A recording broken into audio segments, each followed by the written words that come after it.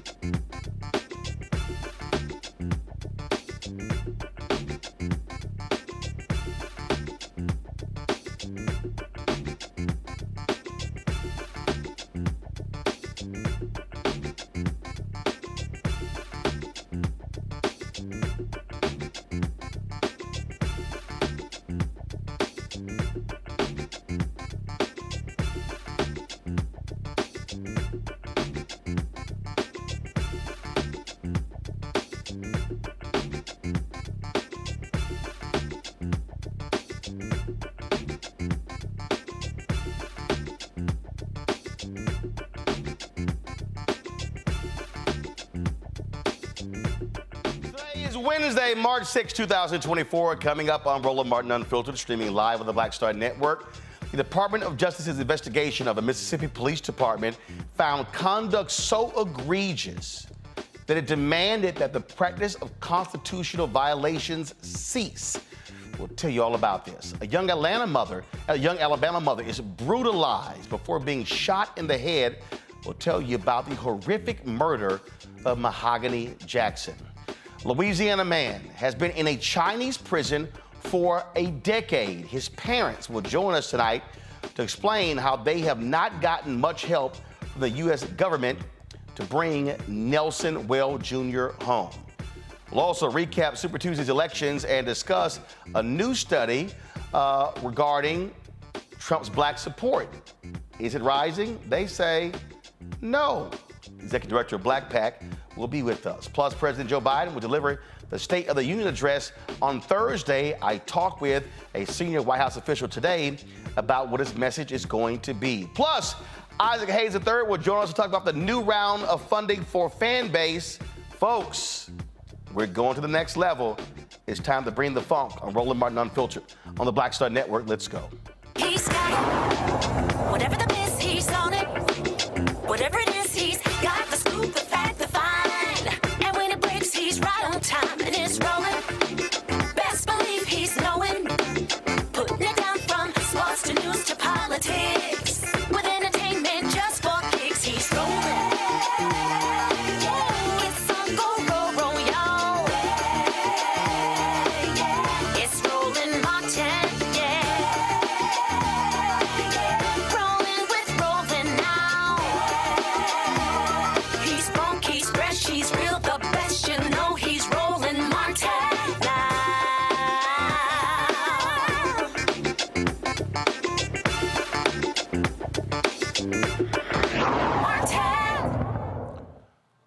The Department of Justice issued demands to a Mississippi Police Department regarding them violating the constitutional rights of folks they have arrested. The DOJ found that the Lexington Police Department imprisoned people for outstanding fines without assessing whether they can afford to pay them. The DOJ said the practice must stop and the city must stop enforcing unlawful arrest warrants for people with outstanding fines.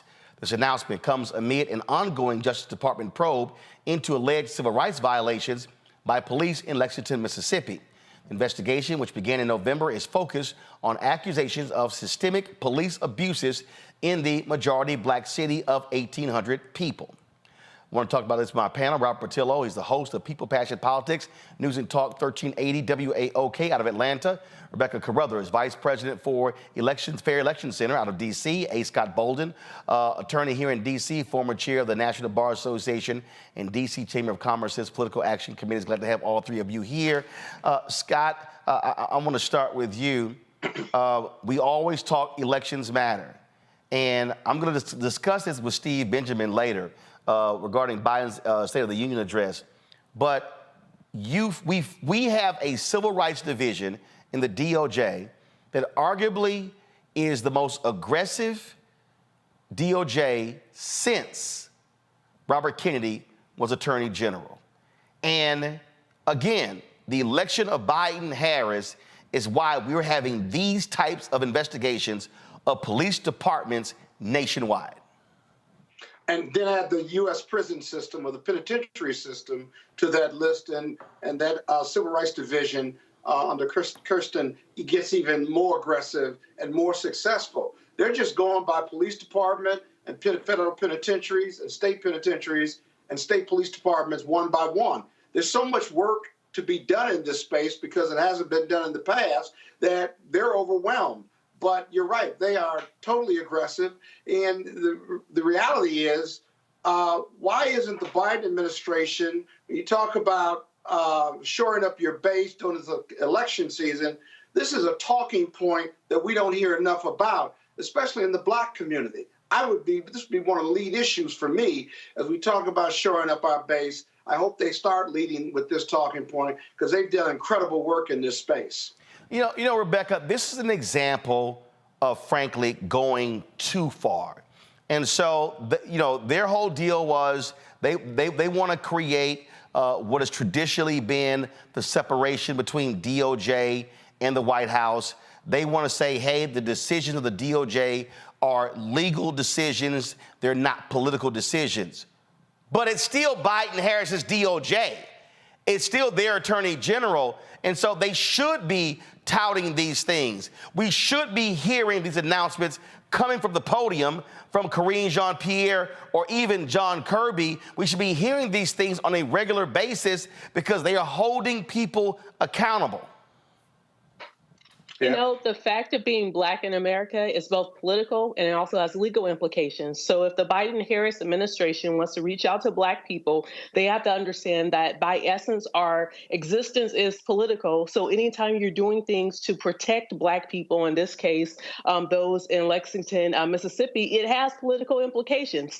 It's okay. We don't have to run from politics. And quite frankly, not saying that the DOJ should be politically motivated in determining whether or not to enforce the Constitution. But the Biden-Harris administration needs to make it known, hey, there are constitutional violations that are happening across this country. And as an administration, we're going to make sure that those who are being violated have recourse through justice. That's the point of justice.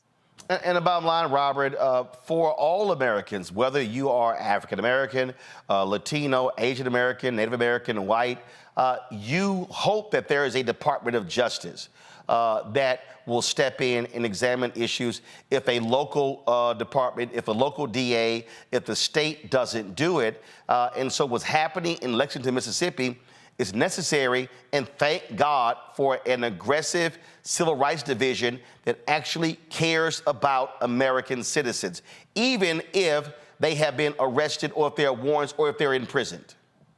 Well, I also want people to remember what the Justice Department was just one administration ago, because we can't look at this in a vacuum. Remember when Jeff Sessions was Attorney General, that was not too long ago, he spent the assets of the Civil Rights Division of the Justice Department to go after discrimination against white students in the form of diversity and affirmative action programs. That is what they spent the time and the efforts of civil rights attorneys in the Department of Justice to do, to investigate discrimination against white students. We have to look at what Bill Barr did as Attorney General and all the other acting attorneys general that President Trump had, whose main purpose were to help him steal the election and maintain power while going after his political adversaries. That is what a poor administration can do when they are given the immense power of the Justice Department. We're seeing the opposite of that now with Christian Clark and with Merrick Garland and the Biden Justice Department actually using these tools for the express purpose that they were meant to, which is to protect the civil rights of African Americans. And we should use this as a springboard to pass even stronger and more powerful legislation,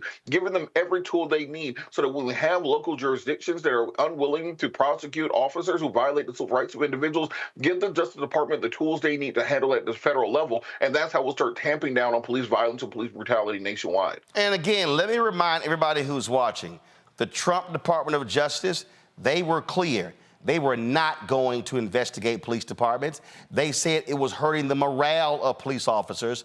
They wanted to pull back on consent decrees. So for all the people out there who are watching and listening, who are confused about what to do in this election, do understand a Trump Department of Justice would not be investigating these type of issues. They would not be investigating what's happening in local jails, in state prisons, or what's happening in federal prisons. In fact, last week, we've been having some issues getting the video, but last week, the Department of Justice Civil Rights Division, Christian Clark, who leads it, they announced what was happening in Mississippi prisons. And they were talking about the horrible conditions that we're seeing there and talking about what they're doing to fix those. And so, Mississippi, of course, is the blackest state in the union.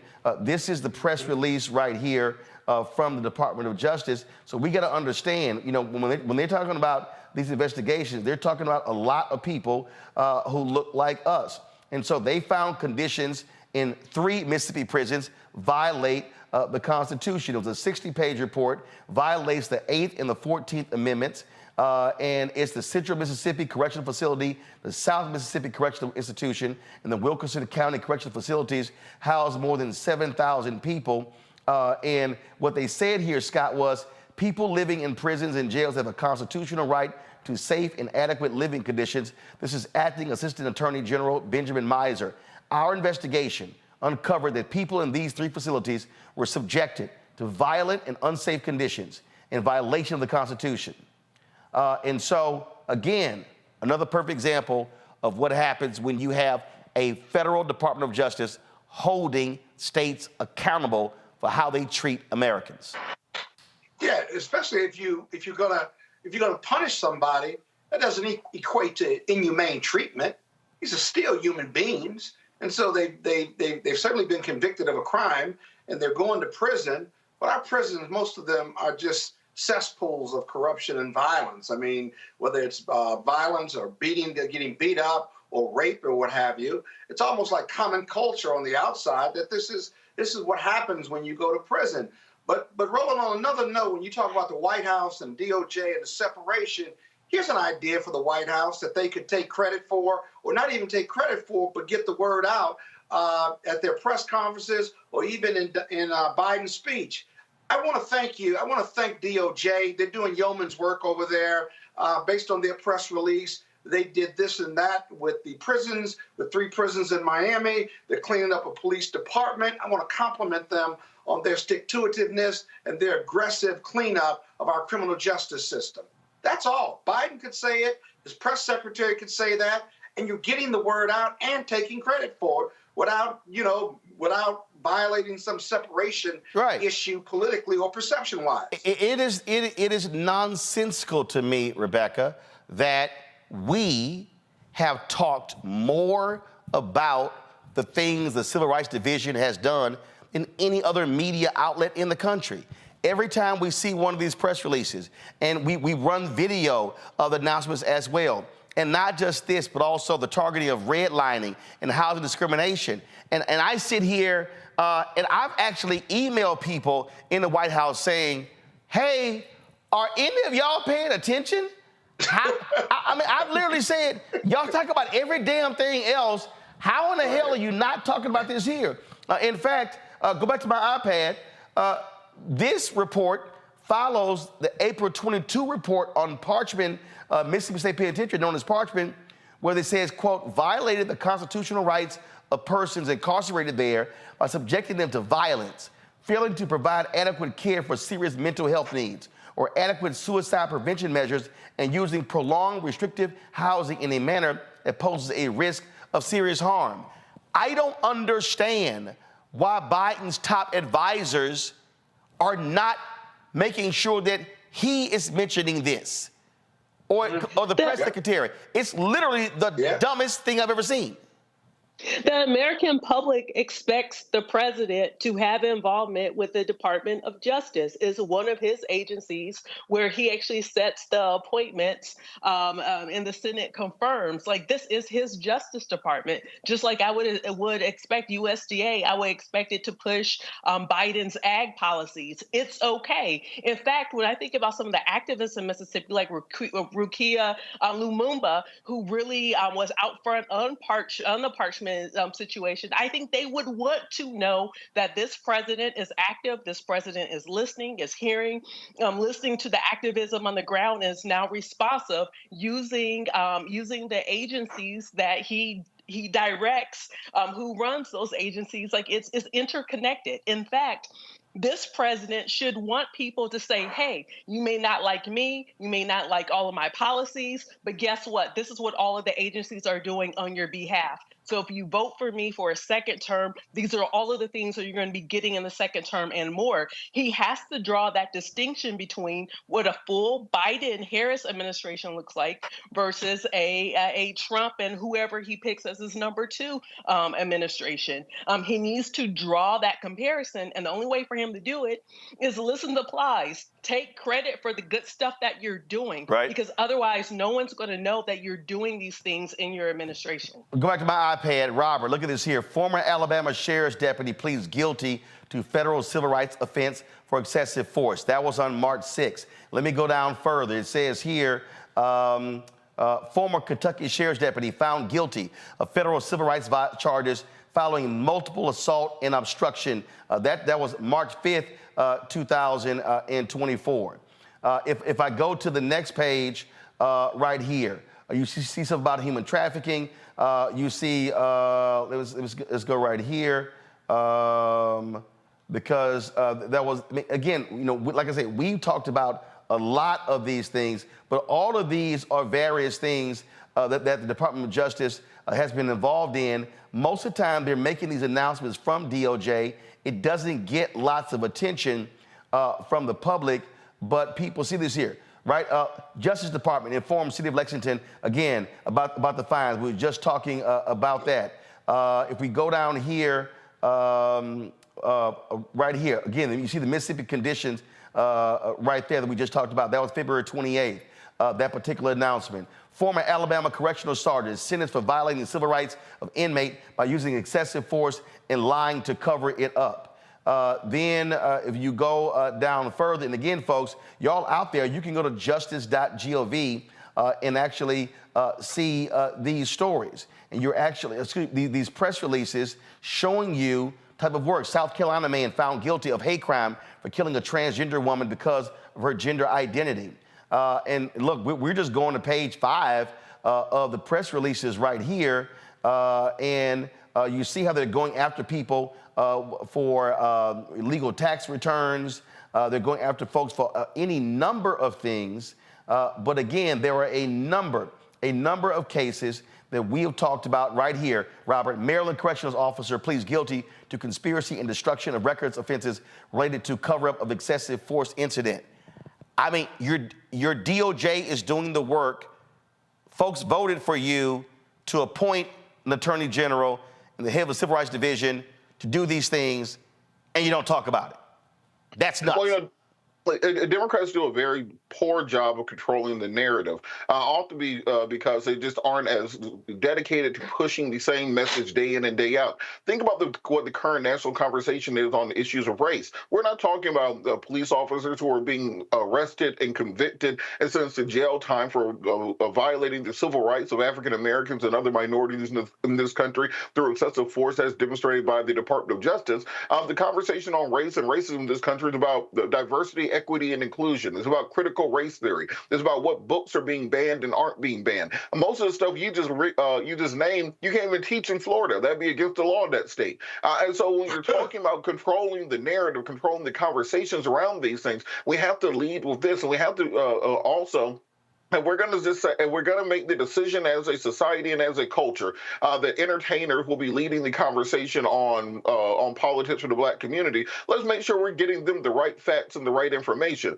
We people are going to be taking their political advice from Waka Flocka Flame and Sexy Red and Whoa Vicky. Well, let's make sure that we're sitting them down with the Justice Department and the people who have been affected by many of these initiatives put forward by the Civil Rights Division, so that when they're going out there and repeating this information, they're repeating the correct information. Otherwise, we lose this argument to the intense MAGAs who are able to create their own version of reality to inhabit. Indeed. All right, hold tight 1 second. We come back. Republicans want to defund the police. Yep. No lie. I'll show you next. Roland Martin Unfiltered on the Black Star Network. Hatred on the streets, a horrific scene, a white nationalist rally that descended into deadly violence. White people are losing their damn minds. An angry pro-Trump mob storms the U.S. Capitol. We're about to see the rise of what I call white minority resistance. We have seen white folks in this country who simply cannot tolerate Black folks voting. I think what we're seeing is the inevitable result of violent denial. This is part of American history. Every time that people of color have made progress, whether real or symbolic, there has been what Carol Anderson at Emory University calls white rage as a backlash. This is the rise of the Proud Boys and the Boogaloo Boys. America, there's going to be more of this. Here's all the Proud Boys, guys. This country is getting increasingly racist in its behaviors and its attitudes because of the fear of white people. The fear that they're taking our jobs, they're taking our resources, they're taking our women. This is white fear.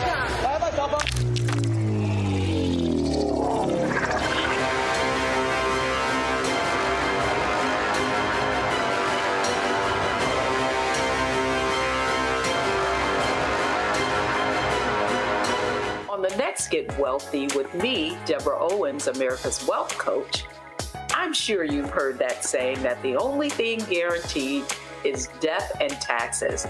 The truth is that the wealthy get wealthier by understanding tax strategy.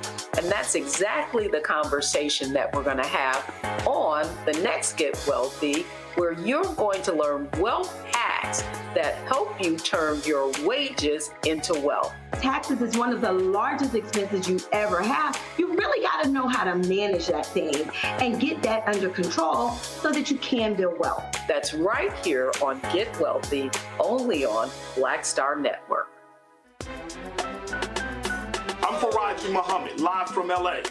And this is The Culture. The Culture is a two-way conversation. You and me. We talk about the stories, politics, the good, the bad, and the downright ugly. So join our community every day at 3 p.m. Eastern and let your voice be heard. Hey, we're all in this together. So let's talk about it and see what kind of trouble we can get into. It's The Culture, weekdays at 3, only on the Black Star Network. Farquhar, executive producer, Proud Family. You're watching Roland Martin Unfiltered.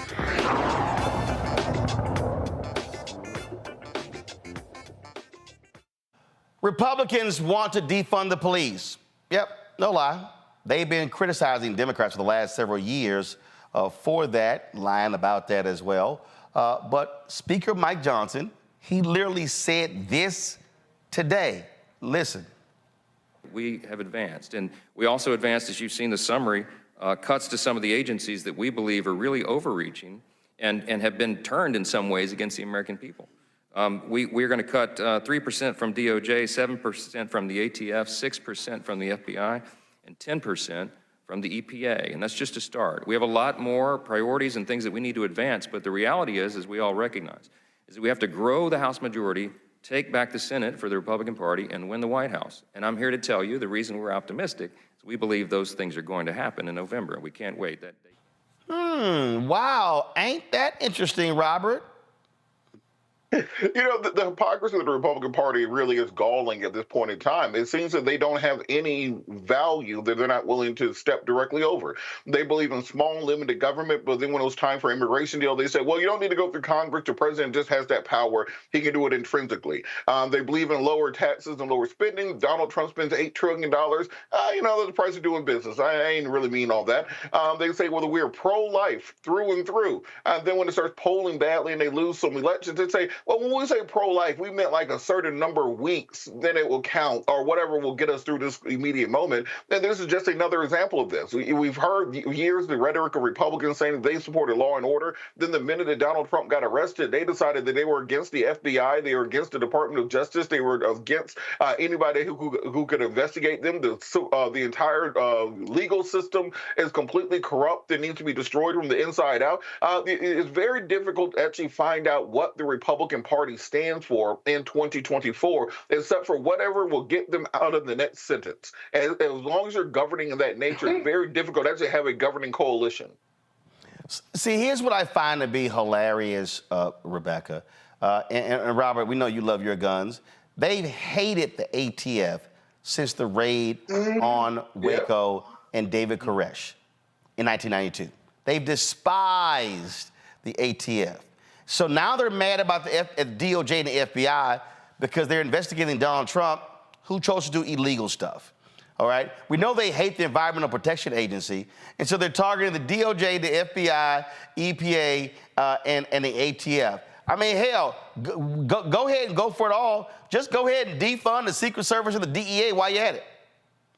The IRS, the rest of them. Like, I always wonder, if you're going to defund all these other stuff, defund some of these college loans that people are paying back then, if you're going to do something. Here's the bottom line, is that once again, the Republican Party is showing that they're not serious with having true policy solutions to help the American people. That's the first thing.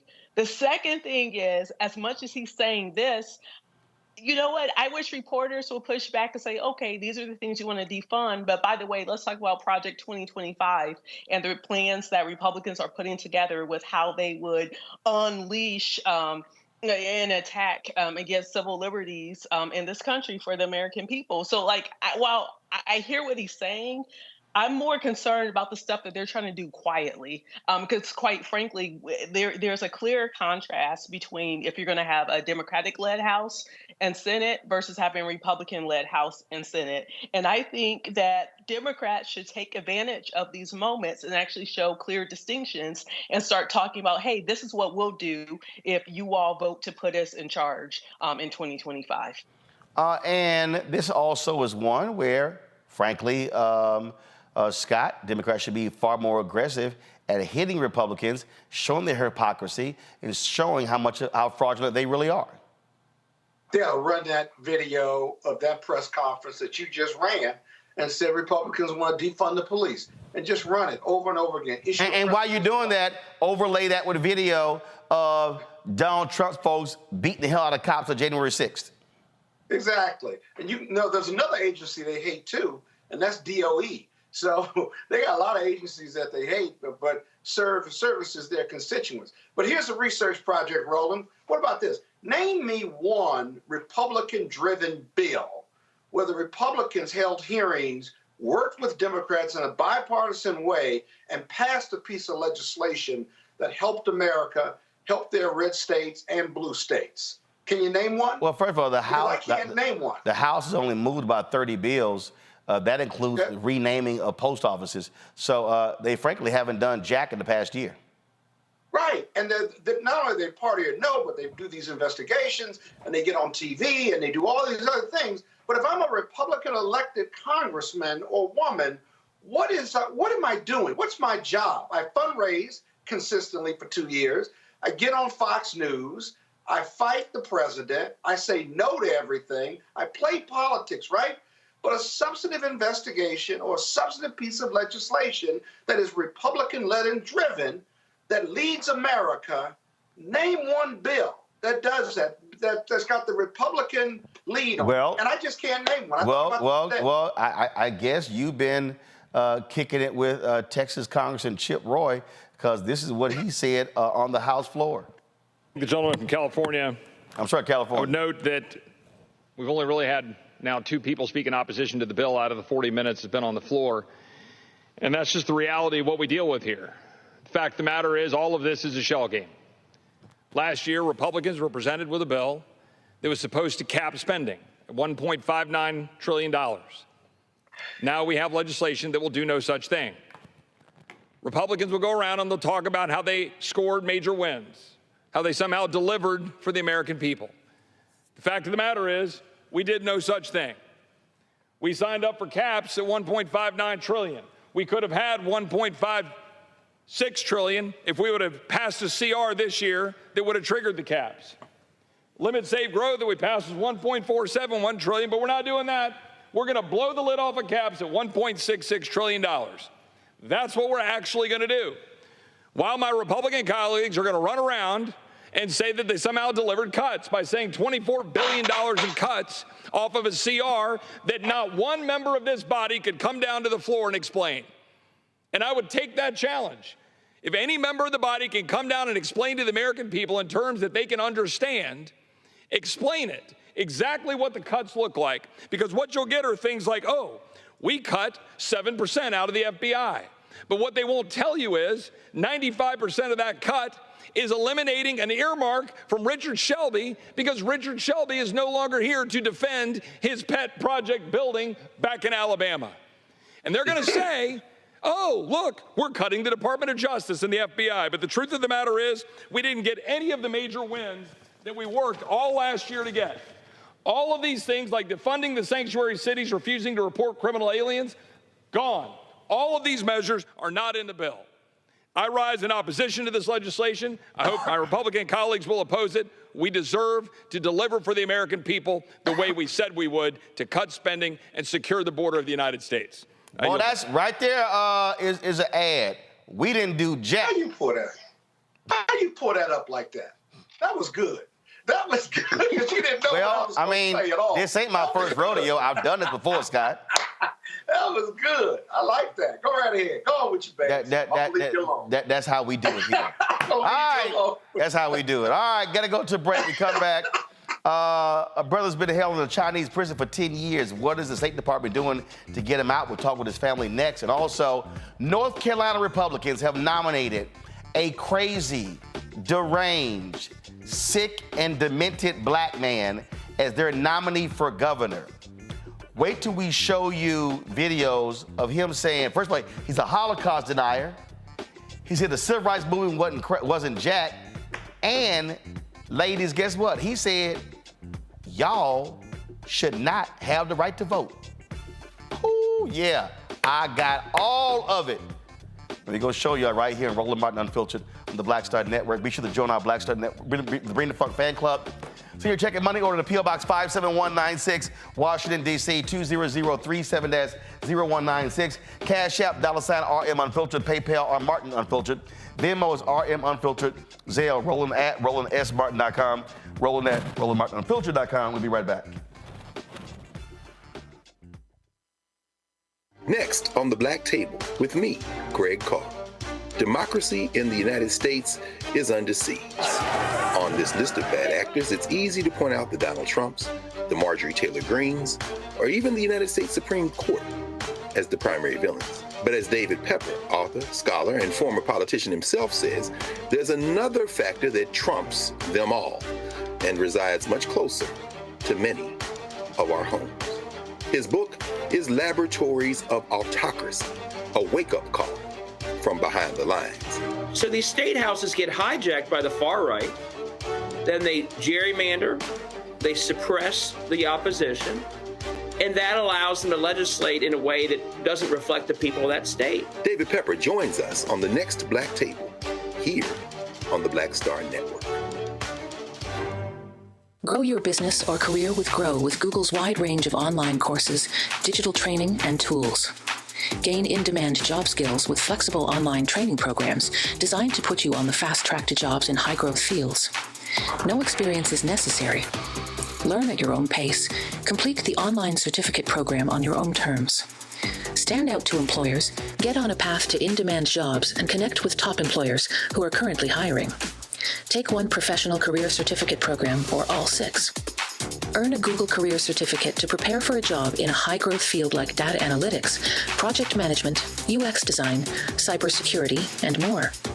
All professional career certificate programs must be completed by December 31st, 2024. Scan the QR code to complete the application. There are 1,000 scholarships available.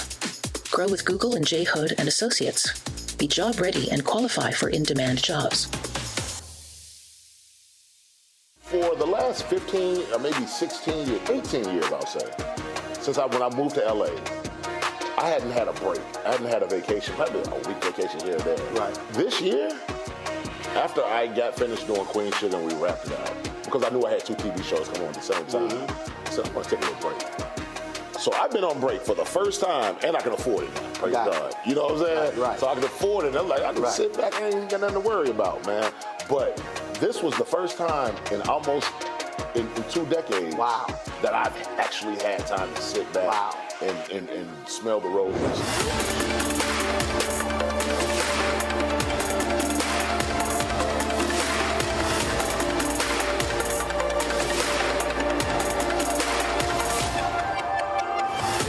When you talk about blackness and what happens in black culture, we're about covering these things that matter to us, speaking to our issues and concerns. This is a genuine people-powered movement. There's a lot of stuff that we're not getting. You get it, and you spread the word. We wish to plead our own cause.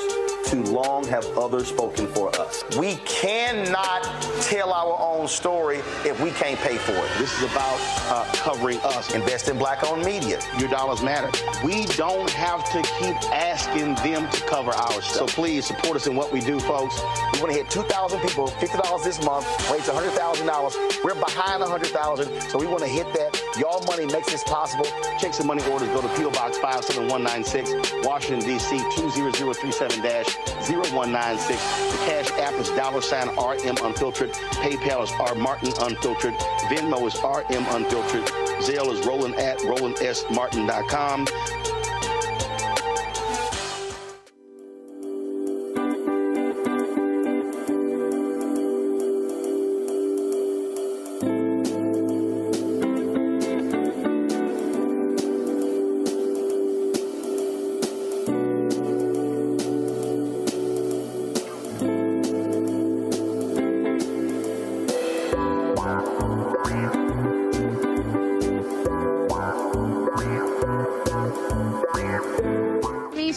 Celebrate with Sammy Roman. I'm Dr. Robin B., pharmacist and fitness coach, and you're watching Roland Martin Unfiltered.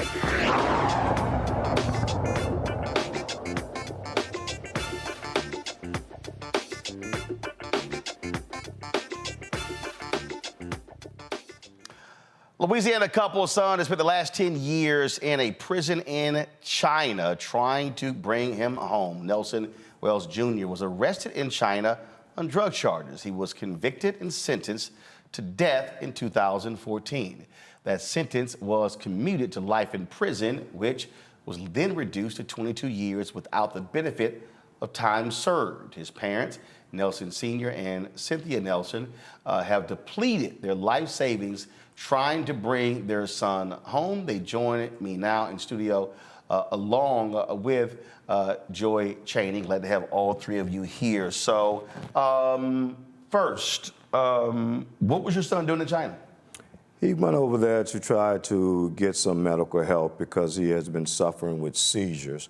He was hit while leaving work, going home, and a guy came up the one-way street. He was on a moped, and he suffered severe injuries. He broke his leg, his arm, and the most significant thing was he hit his head, and he developed seizures from that. So upon his medical recommendation, they wanted to try to see if they can get some medication that can control these seizures. And his physician told him to go over there and talk to, some of the Chinese doctors over there that might have something that would be able to help him. Now, when he got hit, that took place here or in China? In Japan. In Japan? In Japan. So he got hit in Japan, and his doctors in Japan told him, try to go to China to see if there's some medication to help. Right. That's basically how it all started.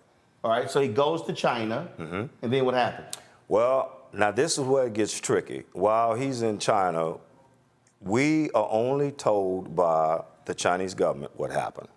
So while he's there, it doesn't work out for him. He's coming home. And in the process of coming home, there was an individual that I guess Nelson knew or possibly met. And they became associates or whatever the case may be. I haven't gotten his story as of yet. I was unable to get his story because he hasn't been able to tell me anything, because if he does, our phone calls will be disconnected. So we keep it generic. Meaning Nelson? Yes. Okay. So you haven't talked to this friend? No, we don't even know who he is. Okay. Never met him, don't know anything about him, nothing at all. Okay. So anyway, this particular friend had excessive baggage. And so what he did is he asked Nelson to help him get his baggage on board. And so Nelson said, okay, no problem. So in the process of that, they both go through the gates together, and when he goes through the gates, Nelson gets stopped, he goes through. The drugs was in his suitcase, but Nelson was the one that was bringing it through. What were the drugs? To this day, I'm not good on drugs, but the drug that I think it was meth. Okay. That's what I think it was. Okay. And it was a significant amount, and it was inside of baked goods, like pies and cakes and all of these things. And Nelson, the guy told Nelson that he wanted him, this was for his family, and he wanted to bring these gifts and everything along with other gifts that was in there. Nelson never looked in the suitcase. So Nelson never looks in the suitcase, doesn't know any of this. Nelson gets stopped, his friend continues forward. Continues forward. And when that happened, Nelson was like, what's the matter? What's going on? This portion we did get from him. And so it was kicks because the way it went down, Mr. Martin, is when he was over there, we didn't know that this had happened at all, period. And the only way that we were informed is a young man called us. It was like 2:30, 3:30 in the morning. And we was heavily in sleep. And when the phone rang, I said, Cynthia, Red, the phone is ringing. The phone is ringing. So she answered it, and the young man says, is this the Wells? And I told them, he said, yeah. And she put it on speaker. And he said, I'm associate of Nelson. I know him. He's in trouble. He's been incarcerated. They want to kill him. Do you have money? And I was like, what? He said, hurry up, he needs help, get him out. And he hung up. And so Cynthia and I, we thought it was a prank or a scam. And so we couldn't go back to sleep. Now, he resides in Japan, and his wife and his family and everybody's over there. So because we were so nervous about the phone call, we actually called his wife and asked, did Nelson go to China? And she said he did. And in the process of that, well, now we thinking, this might not be a prank. It might not be a scam. So at this point, we decide that let's look into this. So we called embassy, the Chinese embassy, and we said, look, we believe that our son may be incarcerated. Chinese embassy where? In Beijing, I believe it was, we called it. Yeah, I think it was Beijing. And we asked them, we said, listen, we believe that our son has been detained. We need you all to find out and verify, is this true? So the embassy went to searching for him, and they called us back and said, well, we don't have him. We don't know anything about it. So a couple of weeks went by, and after all these weeks went by, we started saying, well, we haven't heard from him. And he calls us all the time. He don't miss special occasions. And so our wedding anniversary go by, and we don't have no phone call from him. So it's like, okay, something is not right. So we inquired again, and still yet they don't have anything. So Cynthia at this point start using outside channels. We find him. And in the process of finding him, then we verify that this is true with Mr. John Cam, who's in San Francisco. He said he's not on my list, but he is there. So we then, in turn, forward this information to the embassy. The embassy goes find him. And as they find him, they come back and say, yeah, this is true. He's there. And we will do whatever we can to help y'all in this process. So at that point, Nelson is in the detention center.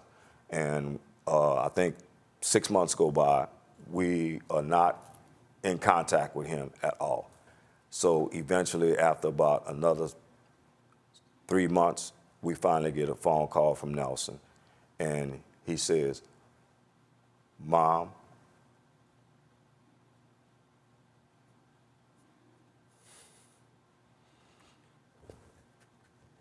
he says, Mom, Pop, I didn't do this. Help me. I'm in trouble. Get me out of here. And at that point, my whole life changed.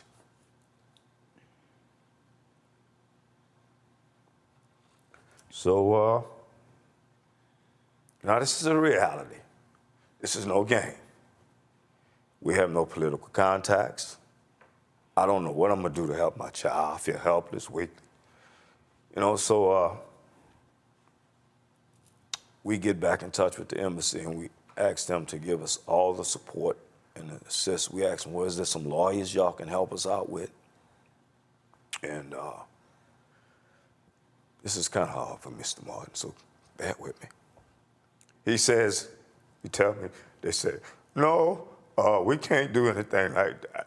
All we could do is give you a list, and y'all can go from there.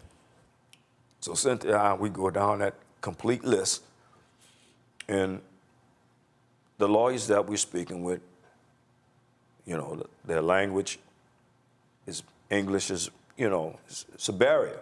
So as we going back and forth, they say, well, send this, send that. We sent pretty much all our savings to lawyers. Some didn't do anything. Some just... Now, lawyers there? Yes, sir. Okay.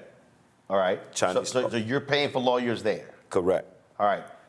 While this is happening, first of all, where are you in Louisiana? We live right now in Houghton, Louisiana, which is in Bossier, Shreveport area. Are you communicating with your member of Congress, your two United States senators, and what are you getting from them? Well, to this day, it took us a long, hard road to get to them. We notified them about everything that had been going on, and it through hard work. And Ms. Dominique Ben, who's a reporter with KLSA, she took us an interview, and our word got out. So now hold on. Before that, I take it you're calling, you're emailing, you're writing, and No help. Your members of Congress are not responding? Nobody. We were out there on our own. It was like we were in the middle of the Pacific Ocean and nobody threw us a life raft. That's it. So we were out there with no experience, none of this stuff. But it didn't last that way forever. It only lasted like that for about, 8 years? And it's a long story, Mr. Martin. It took 8 years for y'all to, to connect with them, for them to listen? Yes. $80,000. Yes. So with that being said, Say it again, you said how much? Over $80,000. I depleted my savings, $80,000. I'm a retired veteran and disabled vet, and I was living comfortably until this happened. I told you, my whole life changed. So bring Joy in here. So Joy, you then, how do you come into this story? So Mark Morial, I was working, and I've been on your show before. I was working for Mark, and Mark and Mr. Wells are lifelong friends. Mr. Wells had reached out to Mark. At the time I worked for him, he asked me to do some work on it, and then I continued working on it, and even after I left the Urban League, I took them on as pro bono clients, along with a man named Peter Humphrey, who he and his wife had been in a Chinese prison from Britain, and they were released, and so Peter has dedicated his life to helping other families not feel so alone and to navigate this quagmire. It's very difficult. So with him in London and me in the United States here in Washington, D.C., and with so many friends that have come from that, including new friends, Angelo Greco, others, we have been making some traction. Yes. And when we say make some traction, yeah, how so? Let me tell you about it. So this week we're in D.C. and we're meeting with our members of Congress. The Wells's congressman happens to be Mike Johnson, who is now Speaker. Your member of Congress is the Speaker of the House. Yes. How fortuitous. And then, of course, our two senators from Louisiana, Senator Kennedy and Senator Cassidy. The attention from the press and others, and Ms. Dominique Benn certainly focused everyone's attention on this case. And with that, we were able to get responses. And now we have our senators, as well as others, including Troy Carter. Everyone is focused, and we are starting to get high-level conversations with the State Department, with others in the Chinese, in the People's Republic of China, and others to try to see what kinds of negotiations, what kinds of conversations can happen to help Nelson. Have y'all actually sat and met with Speaker Johnson?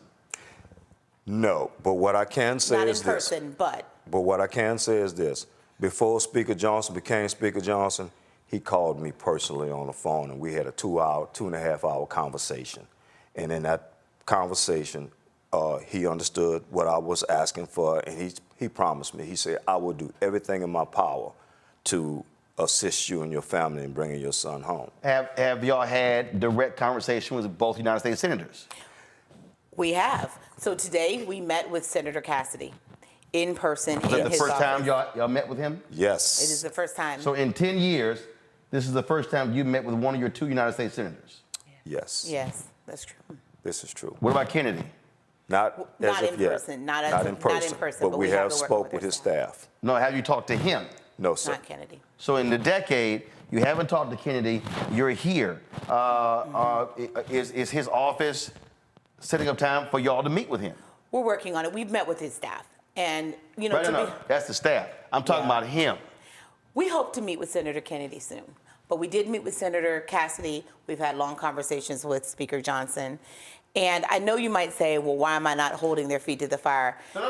I'm just putting it out because I want to understand all of the details. Those are the details here. And so we have not met with Kennedy. Gotcha. All right. So what are your conversations? Who are you dealing with at state? We are working with the counselor. Counselor affairs. We don't give names, but we have been working with our State Department officials, with American Citizen Services, with the Office of Counselor Affairs in the State Department, and others. But I think the point is it has taken 10 years to get this type of traction. And for those out there wondering, what does this have to do with you? You could be traveling anywhere in the world, and if something happens to you, especially in a country, where our diplomatic relations are not always the strongest, you could be out there on your own. There is not a lot of recourse for you, and we've had to make everything up on our own, generating our own press, generating our own interest. And it's not like someone immediately comes and says, here, I want to help. We have a website, nelsonwellsjr.com. I encourage you all to take a look at it. Hopefully you all will put it in the notes. And we, have a GoFundMe page and more about our story there. But it has taken 2 years of my dedicated work, Mark's dedicated work, but 10 years of this family's prayers and dedication to even get to the point we are at right now. Well, the reason I was asking those questions is because go to my iPad. About 18 years ago, when Dallas Austin was arrested for a small amount of drugs in Dubai, they were going to throw him in prison for a very long time. And it was then Utah Senator Orrin Hatch, Quincy Jones, and Lionel Richie who were able to intervene. And so that's what I was trying to understand in terms of who have y'all been dealing with, communicating with, on this, and it's still, I'm glad you're having the conversations now, but it still is crazy to me that a decade goes and you're not getting response from the people who are elected. And this is the thing that I'm always trying to explain to our audience. It doesn't matter if you voted Democratic and the member of Congress and the 2 United States Senators are the Republicans. You are still constituents. You're their constituents. And they still are there to represent you and to speak for you. And so that is crazy. And so, go ahead. And can I just say, Mr. Wells is a veteran. Many decades. Mrs. Wells is a veteran of the civil service working for DOD. These good Americans have served their country. You shouldn't even have to have all that to have your members respond to you. But certainly once you have done all that, your members ought to respond to you. And it took, what we haven't mentioned is that Nelson has been sick, over there. This has taken a tremendous toll on him, as you can imagine. At any point in these 10 years, have y'all traveled there to see him? Not yet. If you do, are you allowed to see him? Well, it's going to take a lot of negotiation for us to have the permission to go, but there have been other people that have been able to go, and it was brought up to our attention today if we would be interested in going. Now, when you say other people, other cases or other people who've seen your son? Other cases. Got it. So you talk. How often do you talk to him on the phone? Yeah. Wow. When we first started this, we wasn't talking to Nelson at all. Period. After about first of all, I have to explain. Nelson's in the detention center, and that's one of the worst places to be while you're over in China. So once he was able to get out of the detention center, which he had to voluntarily say, in order to get out of there, to be able to, get the things that he needed. He had to admit guilt? He had to plead guilty, okay. Yes, sir. So he admitted the guilt. And in the process of admitting the guilt, now he's incorporated into the prison system. And while he's there, they are allowing him to make phone calls to us now. How often? It started off where we would get a phone call like once every 6 months. And what is it now? Now it's a lot better. We're getting calls. I would say he would get calls maybe once a month or once every 2 months. And his wife and child, how many children does he have? He has 3, 2 by his first wife and 1 by his second wife.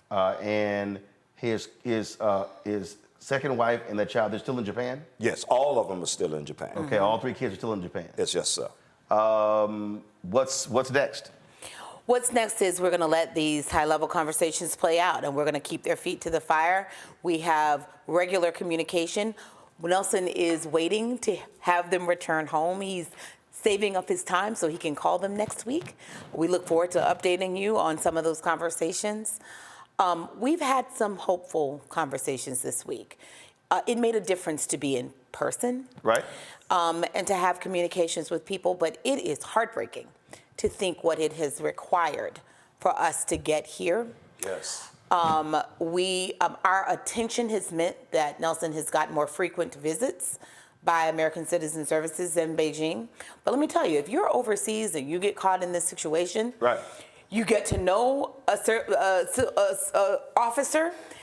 Every year and a half, they change out. Very hard on prisoners. How many people have you all met over the years, ACS officers? Probably at least 8. Maybe Yes. 10.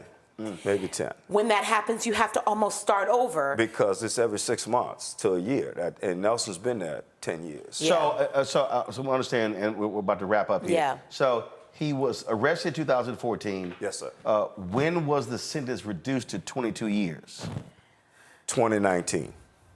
And those 5 years, there was no time served. No time served. Yeah. So from 2019, you got to add. So you're talking about He'll be released 2042. 2041. He'll be released in 2041. He'll be almost 70 years old at that point, which that is, and then for someone who's been ill, that is not likely that he would, and I hate to say that in front of his parents, but we know this. We are fighting for his life. We are fighting for Nelson Wells Jr.'s life, and we really need you all to fight for his life as well. I really would love for you all to take a look at our website, nelsonwellsjr.com, figure out a way that you can help this family. And also, we need your prayers. Yes. We need your prayers. We'll take that too.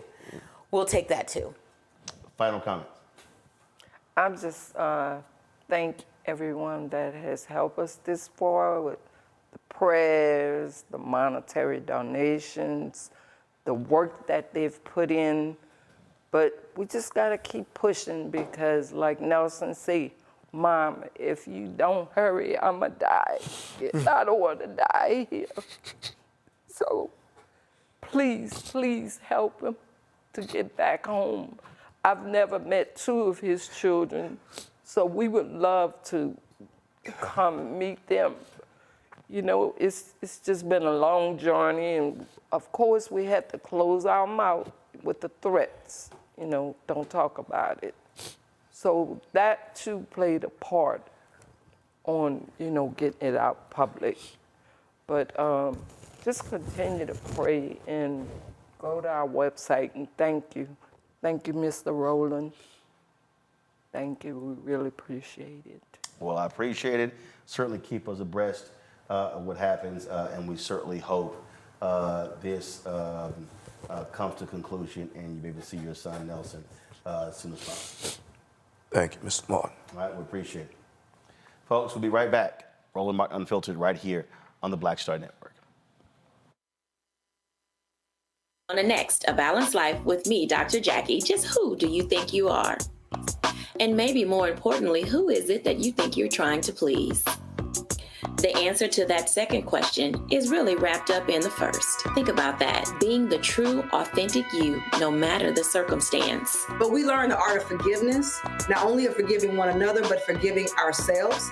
And we also learn how to love ourselves so that we can love each other. That's next on A Balanced Life, here on Black Star Network. I'm Dee Barnes, and on the next frequency, Professor Janelle Hobson joins us to talk about hip-hop and its intersection with feminism and racial equality, plus her enlightening work with Ms. Magazine and how the great Harriet Tubman connects with women in hip-hop. So it was not hard for me to go from Harriet Tubman to hip-hop, honestly, because it is a legacy of Black women's resistance and Black women supporting our communities. That's what Harriet Tubman did. That's on the frequency on the Black Star Network. Hatred on the streets, a horrific scene, a white nationalist rally that descended into deadly violence.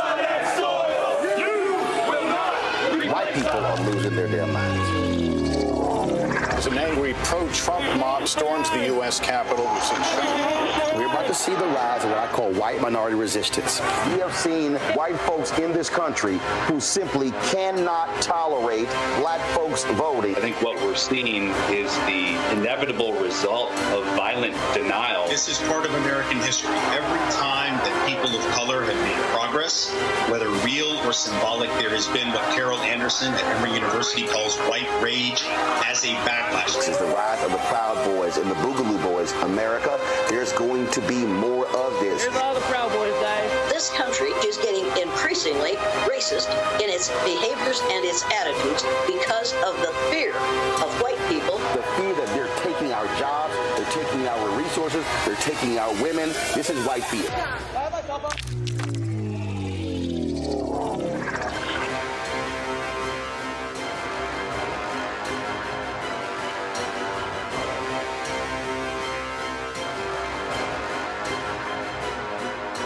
Ron Murray, the executive producer of the new Sherry Shepherd Talk Show. You're watching Roland Martin Unfiltered.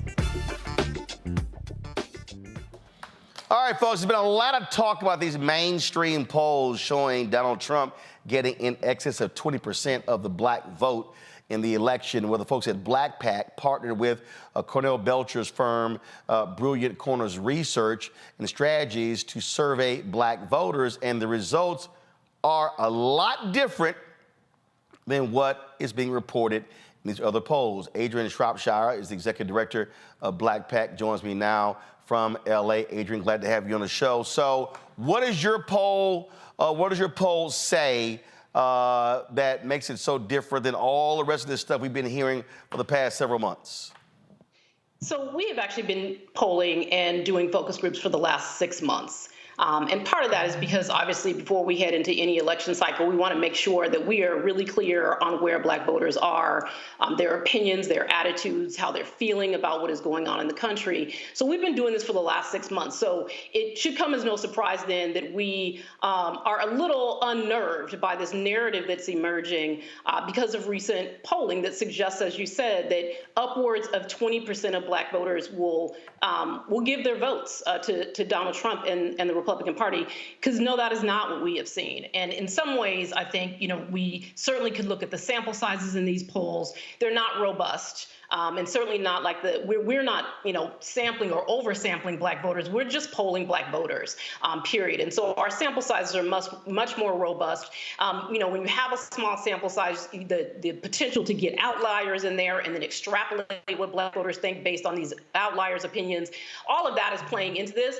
But what I can tell you is that our polling for the last 6 months and our focus groups don't suggest at all that there is some historic number of black folks that are saying that they're going to vote for Donald Trump. There is no racial realignment that appears to be happening in the research that we're doing. And in fact, the support levels for Donald Trump have not risen since 2020 in the research that we've done. So he has gotten between 8 and 12% of black voters saying that they're going to support him going back to 2020. And I think the same is true for the thermometer that we use. We use a thermometer. We ask people how warm or cold they feel toward a candidate. And Donald Trump's thermometer has hovered just above zero, the coldest of cold in our research going all the way back to 2016. So it is unsettling to hear, and not so much the polls themselves, but there is a narrative emerging that suggests that black people are going to do something that the actual voter turnout data doesn't say. So we can look at the polls and what people are saying, but we actually need to look at what happens and what has happened on Election Day when black people have been asked to turn out and support either Donald Trump or the Republican Party, because those numbers are strikingly and not surprisingly much lower than what any mainstream media poll has said. So, and again, we look at these other polls. We are a fraction of those polled. Well, that's a lot different. Your poll, we are the entire poll.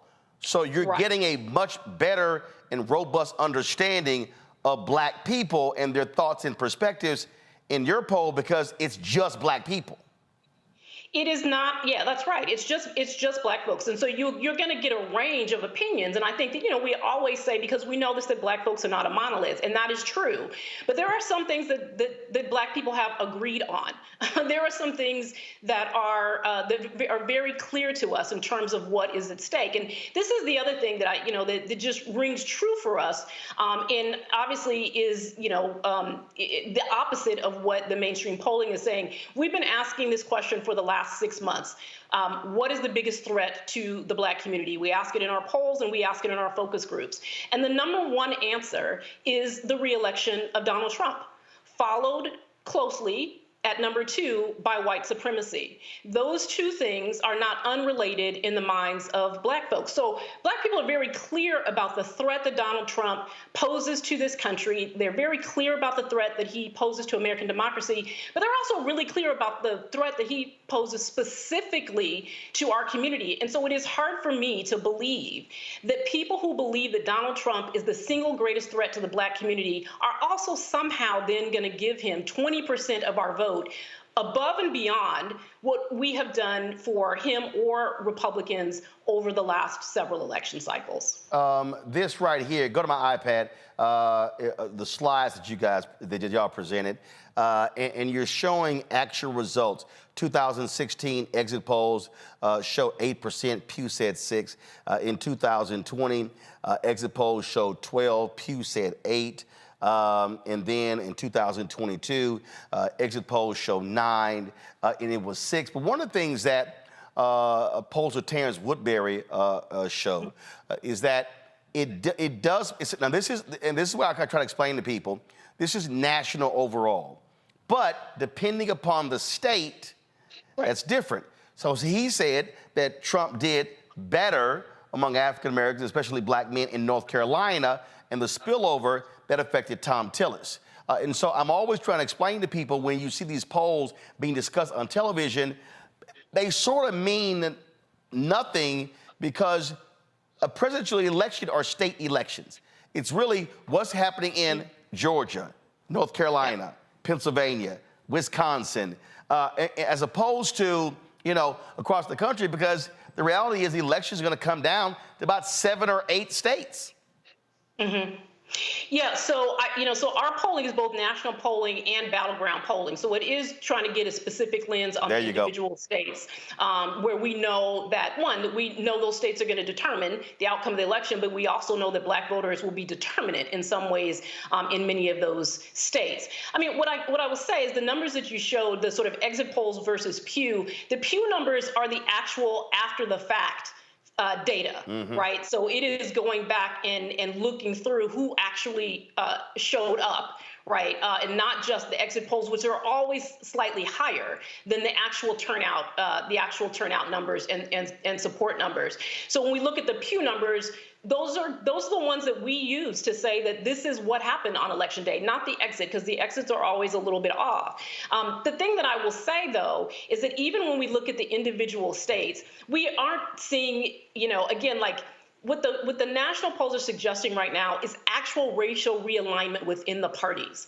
There is nothing to indicate, not right now, or again, over the past several election cycles, that suggests that Black people are going to somehow, in record numbers, shift from one party to another. Now, that doesn't mean that Democrats don't have challenges, right, in this upcoming election cycle. But the challenge is not based on our research for the last several months and over the last few years, does not suggest that their biggest problem is actually Donald Trump and the Republican Party. Well, one of the things that your survey showed is that the concern that Biden Harris should have is from third party.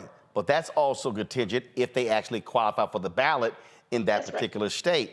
Earlier, we were discussing why the Biden administration and the campaign, they're not focusing on the great work of the Department of Justice Civil Rights Division, and why they're not touting those things.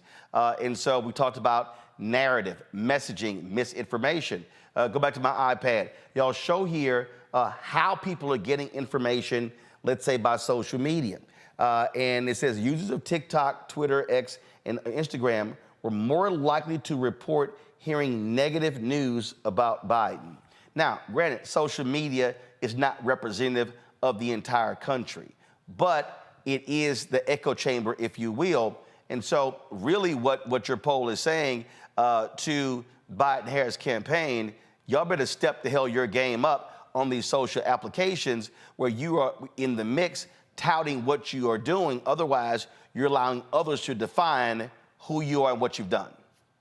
That's exactly right. And so what we're seeing in those numbers is that exactly what you said. That is where people are getting the most negative information about the Biden-Harris administration. And so yes, like I always say, like they need to be flooding the zone. Like the volume of content that is coming out really just needs to be increased. In part because people really do want to know the information. When we're in focus groups and we say to people, you know, are you aware of what the administration has done? Most people will say no. You present them with a list of all of the accomplished and across, as you say, not just in one area, right, but in a lot of areas. When you present that to people, people are pretty surprised. They're pretty surprised to learn it. The sort of emotional reaction goes from, you know, being angry that they don't know. And part of that anger is because people don't want to be out here saying things that aren't true. And they feel like the campaign and you know, those of us who run independent organizations have an obligation to actually get them the truth. And that is absolutely, you know, on the campaign and all of the surrogates that are a part of the campaign. But that information needs to increase because people appreciate it and it changes their perspective. Right now, they sort of are getting information from one place. They're getting Fox News talking points, right? The number of folks that sit in our focus groups and actually repeat back Fox News talking points, even though they don't watch Fox News, it's because those talking points and that messaging is showing up in their social media feeds. And while social media might not be fully representative, it is the place where the majority of people are saying that they're getting their news and information right now. Yep. So if you're looking for news and information, the majority of folks, at least in our polling, are going to social media first. Last question before I go to my panel, and that is this here. New York Times, CNN, Quinnipiac, all these other polls, I see constant conversation on MSNBC and CNN and Fox News, ABC, NBC, CBS, all these mainstream folks. Have they booked y'all to discuss your poll? No, I'm here with you. None of them? I mean, no. y'all sent the release out, what, 2 days ago? Yeah. I mean, we got the release March 5th. Talking about this. And all of these places have been talking black men, black people. So none of these people have booked y'all? No. And again, I go back to the concern around the narrative that is emerging, right? And there is something deep. No, that's my whole point. They're having discussions about these other polls and black people, especially black men. And here y'all actually poll black people. Cornell Belcher is a paid contributor for MSNBC. You would think Morning Joe and the rest of these people would be talking about the poll that y'all commissioned. Yeah, I mean, we want the truth to get out to the American people, right? We don't want to send, we should not want, I guess I should say, for false narratives to be out there or for data not to be discussed responsibly, quite frankly. And there is, again, like, it's insulting. I mean, the narrative would suggest that black folks are out here just casting ballots willy-nilly. We're not doing that, right? It would suggest that we somehow should just ignore our gut feelings about people who actually want to take away all of our rights, right? It would suggest that we're going to vote for people, you know, who want to undermine, again, not just American democracy, but our communities in general, and that we simply should just trust their polls, right? Not trust the things that we know, right? Not to trust what we know about recent history, what we know about our past, that we should not think about all that. We should just trust these polls. And that's just, it's irresponsible. And some might say it's malpractice. Questions from my panel. Rebecca, you're first.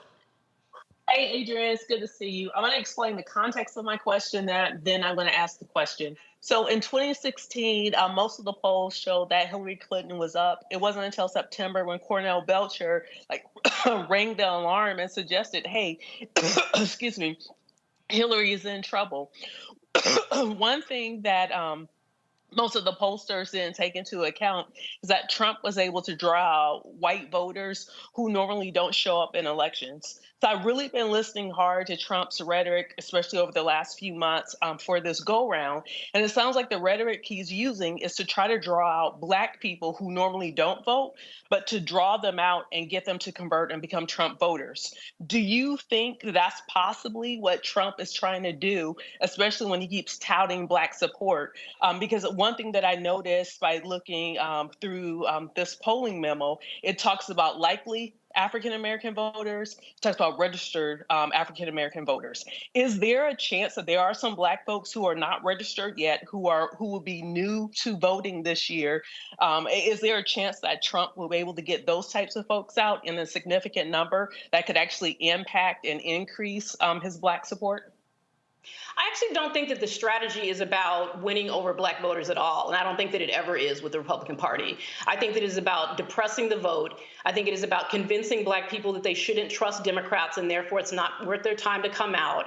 And it's about saying to some Black voters who may be on the fence that you should give us a look. But largely it's about asking, keeping people home, right? Getting people to stay home. Or I think the other thing that we're seeing right now, obviously, is suggesting to people that there's an off-ramp to a third-party candidate. And as Roland said, you can suggest that if you want to, but people, we need to do a better job of sort of educating people on what it means to get to 270 electoral college votes. Because if you're not on the ballot in states, you're not getting electoral college votes. So we shouldn't be confusing people, telling or suggesting that if they vote third party, that somehow they're voting for someone who has, any chance in heck to actually win. So I think that the strategy is about depressing the vote. That's usually what it always is. Trump has some fixation with Black people. He has some obsession with Black men in particular. So he does the little things with the tennis shoes, right? He does the little things to, try and make him seem, like he's in with a set of people. But that stuff really is all about just trying to keep us home and trying to raise concern about the Democratic Party. Scott? Hey, Adrian, Scott Bolden here. Black people don't know what the Biden-Harris team has done. That's not their fault. That's Biden-Harris's fault, right? And so I'd be interested if they continue to lack these communication or presentations to Black folks and telling us what we've done. Does your polling suggest whether that's going to dictate whether more Black people come out to vote or not, or whether they're going to vote for another candidate, whether it's Donald Trump or a third-party candidate? Yeah, so I would look to both our polling and our focus groups for the answer to that question. So when we ask folks what they've heard, oftentimes it's very little. And, in our focus groups in particular, people are very animated about it, right? Mm-hmm. They're very clear that they have not heard anything. And once we present to them, though, once we say, well, here are the things, right? Here are the things that we have said as a community are important to us, and here are the things that the Biden-Harris administration have done. People, again, as I said earlier, they're surprised. They're not happy about the fact that they don't know. And they're confused, right, about why they don't know. So, but once you present that to them and you allow people to talk about it, their perspective changes. They say, oh, I didn't know that. Oh, I'm gonna give Joe Biden points for that, right? Or they say, well, I graded him at the beginning of the focus group. I gave him a D, but I didn't know he did all this, so I'm gonna give him a B, right? So people change their perspective, and it is important. Again, that's why it's the volume that matters. And we know that Democrats are historically not good at messaging. They're not good at tooting their own horn. They're not good at any of that. In a focus group a couple weeks ago in Detroit, a man said, you know what, Joe Biden needs to start running his mouth. And that's exactly what people want.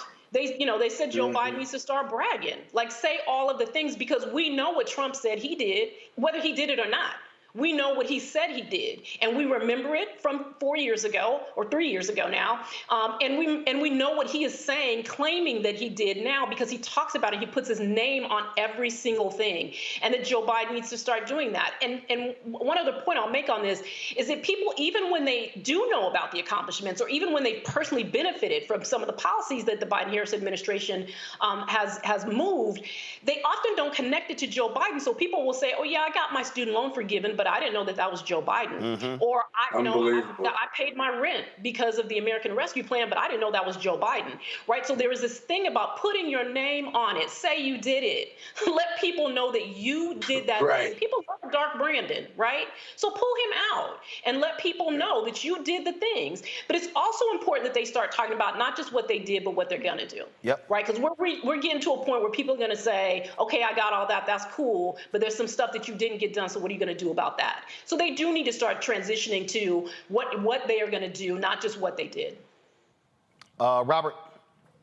I think that's a very important point that you're making. And what I've noticed, one of the problems is that Donald Trump has mastered the art of speaking on a 3rd through 7th grade level when he's talking about issues. An example I like to use immigration. If you ask Democrats what are you going to do on immigration, they say, well, we need a bilateral conversation with our friends within our hegemonic sphere of influence to create a pathway to citizenship, as well as increase border security, as well as creating something along the lines of something like that. Trump's answer will be wall. What can Democrats do to simplify their messaging down from a paragraph to something like wall that more people can understand and be able to rally around? Well, you just said it. It is simplifying the message. It's also what we see when we talk about the Democrats have done big things, and they say what, and we say the Inflation Reduction Act. Well, that doesn't mean anything to anybody, right? What is in the Inflation Reduction Act? Right, what has it meant for Black communities? We have to break those things down, and we have to talk about specifically what it means for our communities. So you said it, like we have to break. It's not that hard to break stuff down, and people don't actually care about everything, right? There are some things that are actually really important and really specific to our community, but we also have to start talking about the things that people feel, right? Like some of the stuff that we hear in our focus groups, this is about emotion. Right? When a woman in a focus group says the hardest thing for me to do right now is buy food for my daughter, that is unsettling, right? That woman is feeling something very deeply. She's afraid, right? And they have to begin to speak to that too. And that's part of what Trump does as well. So when you talk about immigration, what he's doing is stirring up fear in people. Right. And I know Democrats don't want to do that in that way, nor should they. Need to be careful about using rhetoric that is more divisive than is about bringing people together. But people are feeling very unstable right now. People are scared. Right. That thing about what's the greatest threat to the Black community, number one, Donald Trump. People are scared. Right. They're terrified of another Trump re-election. So Democrats need to talk in ways that people can understand. They need to break down these big things for people so that they can see how it benefited them. And they need to talk more about what they're going to do on things that haven't been addressed yet. If people want to look at the poll itself and all information, where can they go to see it? Then go to blackpac.com. All right, blackpac.com, blackpac.com. Adrian, we appreciate it. Thank you so very much. Thank you so much for having me. All right, folks, real quick break. We come back. Robert's running for office, and Megyn Kelly, she think he a flaming liberal.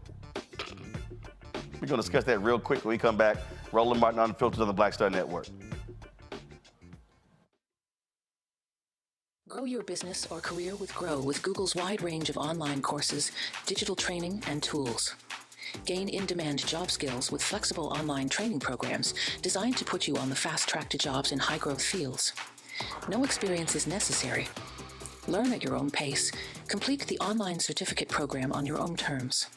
Stand out to employers, get on a path to in-demand jobs, and connect with top employers who are currently hiring. Take one professional career certificate program or all 6. Earn a Google Career Certificate to prepare for a job in a high-growth field like data analytics, project management, UX design, cybersecurity, and more. All professional career certificate programs must be completed by December 31st, 2024. Scan the QR code to complete the application. There are 1,000 scholarships available. Grow with Google and J. Hood and Associates. Be job ready and qualify for in-demand jobs.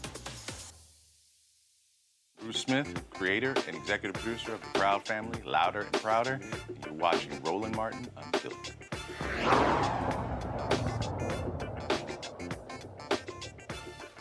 All right, y'all, so you've been watching the trial in Atlanta regarding Fonnie Willis and the Trump folks trying to get her expelled. There's a judge in the case, and he's overseeing the case. Well, we always are trying to explain to y'all, these are elected positions out here. They are elected positions. And so that particular judge in the case, his name is, of course, Fulton Superior Court Judge Scott McAfee. Well, I saw this tweet today, and the tweet says that civil rights attorney and Red Talk Radio host Robert Patillo plans to run against him. Now, guess what? Lil Megyn Kelly, she ain't so happy with that, y'all. So what happened, I saw this here. Terrible news for Team Trump in Atlanta. Judge McAfee was running unopposed. Now you get a Jesse Jackson disciple challenging him in a district that went 73% for Biden. McAfee is going to need a rock-solid spine to disqualify Fani Willis now. All right, well, first, Robert, are you running? Is this true? This is indeed true. I will be filing my qualification paperwork on Friday. We're supposed to make the big announcement Friday, but this leaked to the press, so, Atlanta media is going to run with it. But yes, we are indeed filing. We're going to qualify. We're going to race, and we're going to win this race. Not because of the Fani Willis case, but for the exact what Megyn Kelly said. This political spin that has happened to the Fulton County Court, where people think that you need to have a rock-solid backbone to stand up for Trump. We need judges who stand up for the rule of law, not for a particular political party.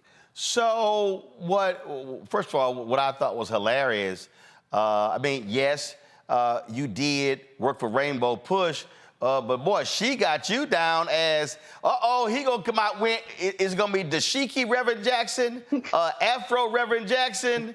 I guess Megyn ain't never Googled you to understand your views on the Second Amendment and stuff like that.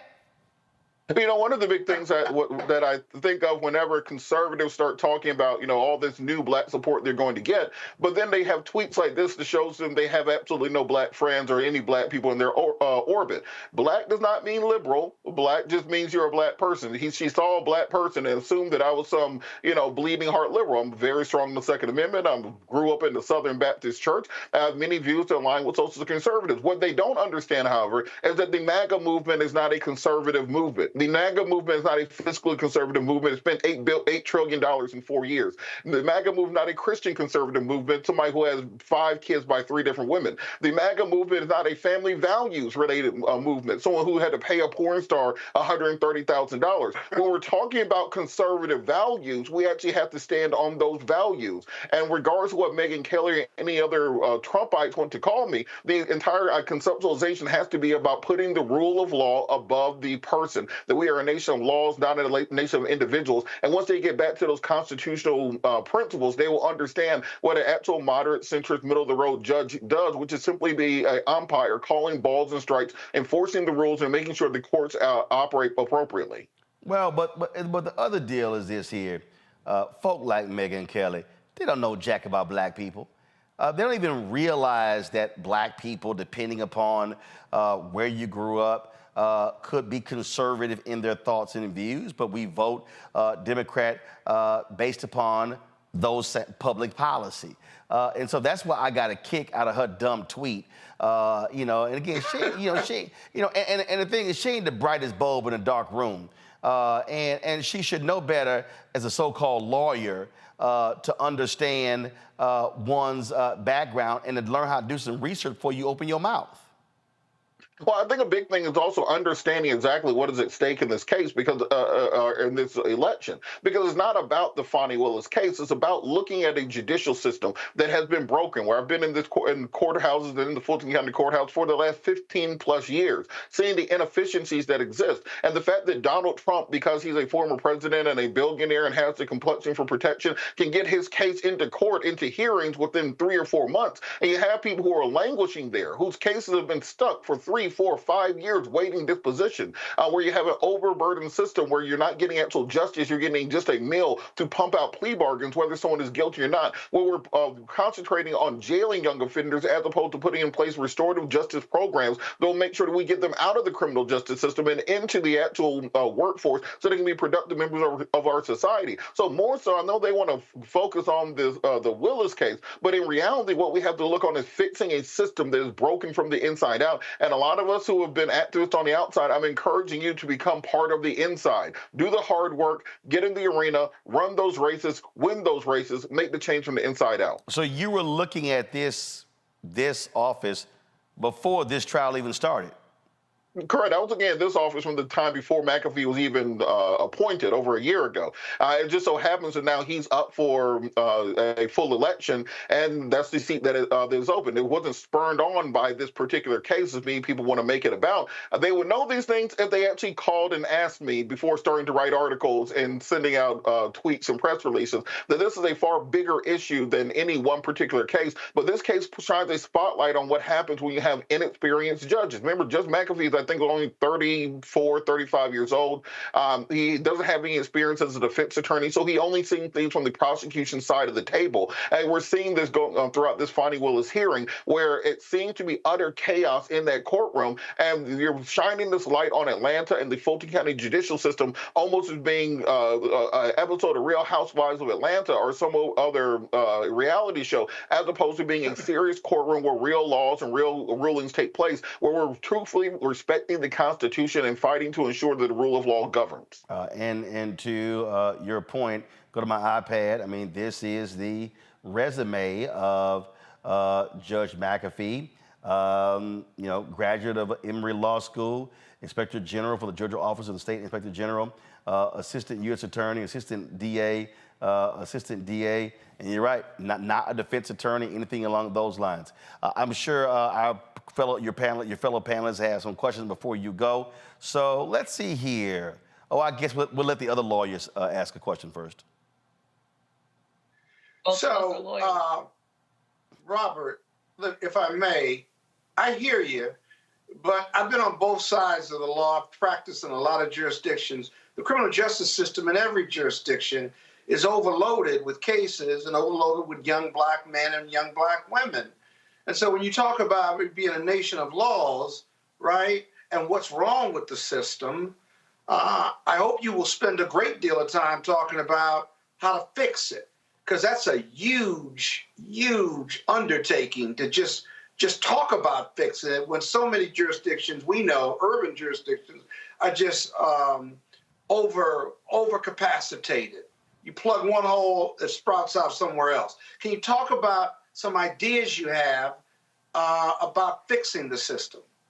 Absolutely. I think one of the things has to be putting fire under the tails of the prosecutors to either make your case, move it, or dismiss it. We have far too many cases where the prosecutor can come to court term after term and say further notice or continuance, or they need to have another hearing just to kick the can down the road. 2-3 years later, after that happens, and you're flying into town for appearance after appearance, you just take a plea bargain to get rid of it. That is their way of handling cases. If you take that power away and say you have to have this case tried by this date certain, just as we're seeing in this Trump case, you'll see those caseloads diminish significantly because they will actually have to dismiss the cases they don't have evidence on. Secondarily, we have to work further on diversion tracks, particularly for young offenders. I've seen far too many times in courtrooms such as Sean Ellen LaGrua, Gabrielle Banks here in Atlanta, here in Fulton County, where if you put in place these diversion programs, you don't get 100%, but you probably get a good 50 to 60% of those young men who, instead of entering a life of crime, instead of getting a PhD from Fulton County Jail or from going downstate, they're actually able to actually put themselves into a trade school, into a program that teaches them how to actually get their lives together, budget, work, understand there are other ways to make money than the alternative economy, as Angela Davis called it, and then moving those people out of the system. Once you start moving those numbers out, you can get to the place where prosecutors have the ability to actually try the cases they need to try, which are the violent criminal offenders, which are ruining the quality of life for all of us, and the same people we all believe need to be locked up. But that's part of having a understanding of the criminal justice system, not just from the prosecutor side of the bench, where we have a conveyor belt between prosecutors and judges, but from the criminal defense side of the belt to understand how you can create compromises and actually move the system forward. Rebecca? I ask every candidate this question: why you? Why now? Why this office? Reverend That's three Gerald, questions. Reverend Gerald Durley always gives a sermon. She don't need you saying answer the question. She know that. You asked her for one question, and as usual, she asked three. Now I got two more. So No, she asked one question. I know it's your show. She asked one question. Scott, stop talking. Scott, from one stop attorney talking. to another. You didn't hear the comma? She asked one question. Robert, three parts. Look, Reverend Gerald Durley talks about Kairos moments, that you have two ways of measuring time. You have chronos, the minutes, the seconds, the hours on a clock that tick at regular intervals. But then you have Kairos moments. That's the moment where time intersects with destiny. And when that moment comes, you cannot let it pass you by. And I felt that as a matter of reality, that this is a one-time in my career where I feel that I can make a contribution to the bench. I told my wife about 10 years ago, if I ever talk about becoming Superior Court judge, please take me out somewhere and get me a mental health evaluation. But just going by the nature of the system right now, the inadequacies and the inefficiencies that we're seeing, the fact that we have this conveyor belt between prosecutors and the bench and jurisdiction after jurisdiction, that we have this new Nixonian tough on crime conceptualization of working its way through the nation again, that doesn't talk about rehabilitation, does not talk about restoration, does not talk about fixing actual problems. I thought that this is the time to actually get my hands dirty and do the work instead of trying to compel other people to change their actions. Get in there, change things, to be an example for others. And that's why I thought it was this time, this seat, this moment, and the time was right for me to do so. All right, then. All right, Robert, we appreciate it. I know you got to go, so thanks a bunch. And we'll good luck in the race. And I'm sure Megyn Kelly is going to be trying to give you a call to, inquire about your background.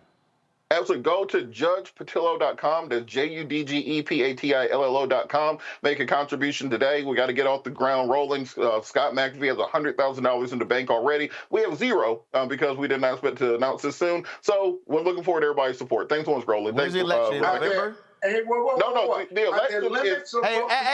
Hey, Scott, stop talking. Robert, when is the election? The election is special election. It will be May 21st. We have a month and a half or so to get this thing up and running and up and going. So qualification ends on Friday. The election will be the end of May. Runoff will be beginning of June if a runoff is needed. And Scott, to your point, $3,300 is the contribution limit. You can make that online right now. Oh, he got that. Thank you for answering my question. Oh, he got that. So, very important. So, Robert, do me a favor. If Megyn Kelly has the guts to book you on her show, bring all your guns you always trying to show on this show. We'll do. Click, click. I got you. Click, click. All right. Robert, thanks a bunch. All right.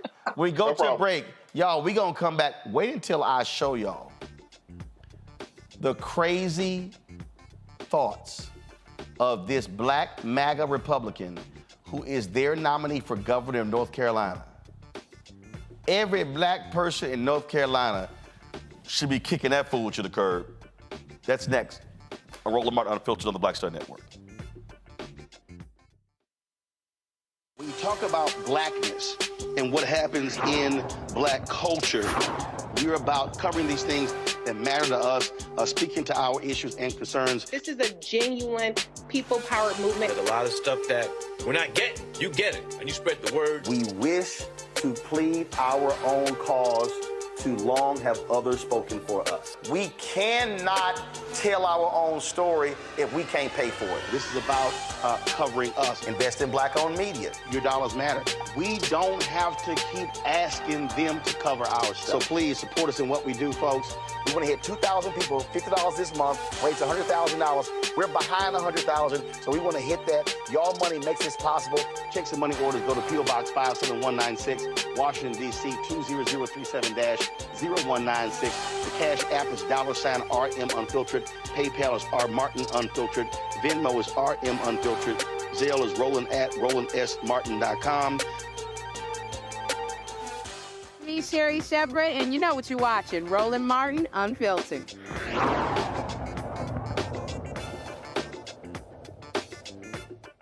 All right, last night was Super Tuesday, and there were elections all over the place. And look, it was going to be Biden, Trump, presidential level. But really, the whole key is what happened down ballot. Well, one of the places, North Carolina, where the Republicans nominated for their choice for governor is the current Lieutenant Governor, Mark Robinson. Mark Robinson is a Holocaust denier. He believes that the civil rights movement was a joke. The Democratic Governors Association is already out with a hard-hitting ad against him. Watch. Abortion is a scourge that needs to be run out of this land. It's not your body anymore. It's y'all's body. And yes, that includes the daddy.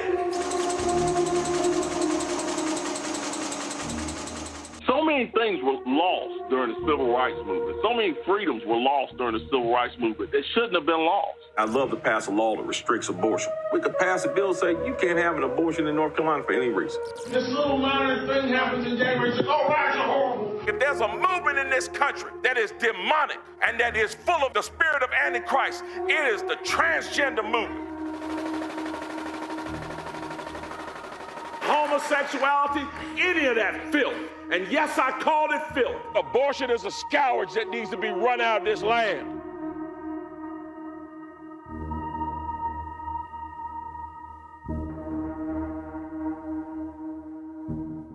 And keep in mind that Mark Robinson's wife, Yolanda, she actually had an abortion. Check this out, Rebecca. He don't like folks like you having a right to vote. Listen to what Mark Robinson said in 2020. A few days ago and asked her, what America are we going back to make America great again? The one where women couldn't vote or black people were swinging from trees? I would say to him if I was standing in front of him, I absolutely want to go back to the America where women couldn't vote. Do you know why? Because in those days, we had people who fought for real social change, and they were called Republicans. A few days ago and asked her. So Mark Robinson wants to go back to the days, Rebecca, where people like you couldn't vote. So... Right. I think both. I think both Scott and I don't even know where to begin because there's so much. I've been watching clips about him and just watching a clown down in North Carolina. Here's the thing. I thought Herschel Walker was bad last cycle. But what is really bad is that this guy has actually, and this is also what's sad too, he is, I think, the first Black person since Reconstruction who's been elected, I think, statewide in North Carolina, which is insane. Well, you know, and that's from either party, Republican or Democrat. The thing about Robinson is, as much as he wants to invoke that the Republican Party is good for Black people, not this Republican Party. If we're going back to the Republican Party that actually did stuff to promote civil rights, did stuff to protect the Black community and advance the Black community, at that time, I think they were called radical Republicans. But he is not a radical Republican. And so a lot of the stuff that he's saying is very nonsensical. This is once again why I wish North Carolina Democrats would have got behind Cherie Beasley and would have made sure that she would have had statewide office, because North Carolina needs a counter to what's going to happen with Mark Robinson. I don't know very much about the Democratic candidate who's going to be running against him, but from past the Democratic candidate is Josh Stein, and Josh Stein is the current Attorney General. Oh, right. Okay. Right. I don't know much about him. Which also, you know, I don't even know if that's my problem or if that's his problem. But what my concern is that race is going to become an issue in this campaign. I don't know that Stein is going to be able to deal with those issues of race. And there could be a possibility that Mark Robinson would be able to get enough Black support in order to win. Like, it's sad because this guy, in my opinion, his ideologies are dangerous for Black people in North Carolina, but I don't know that the Democratic Party has an effective answer to shut it down.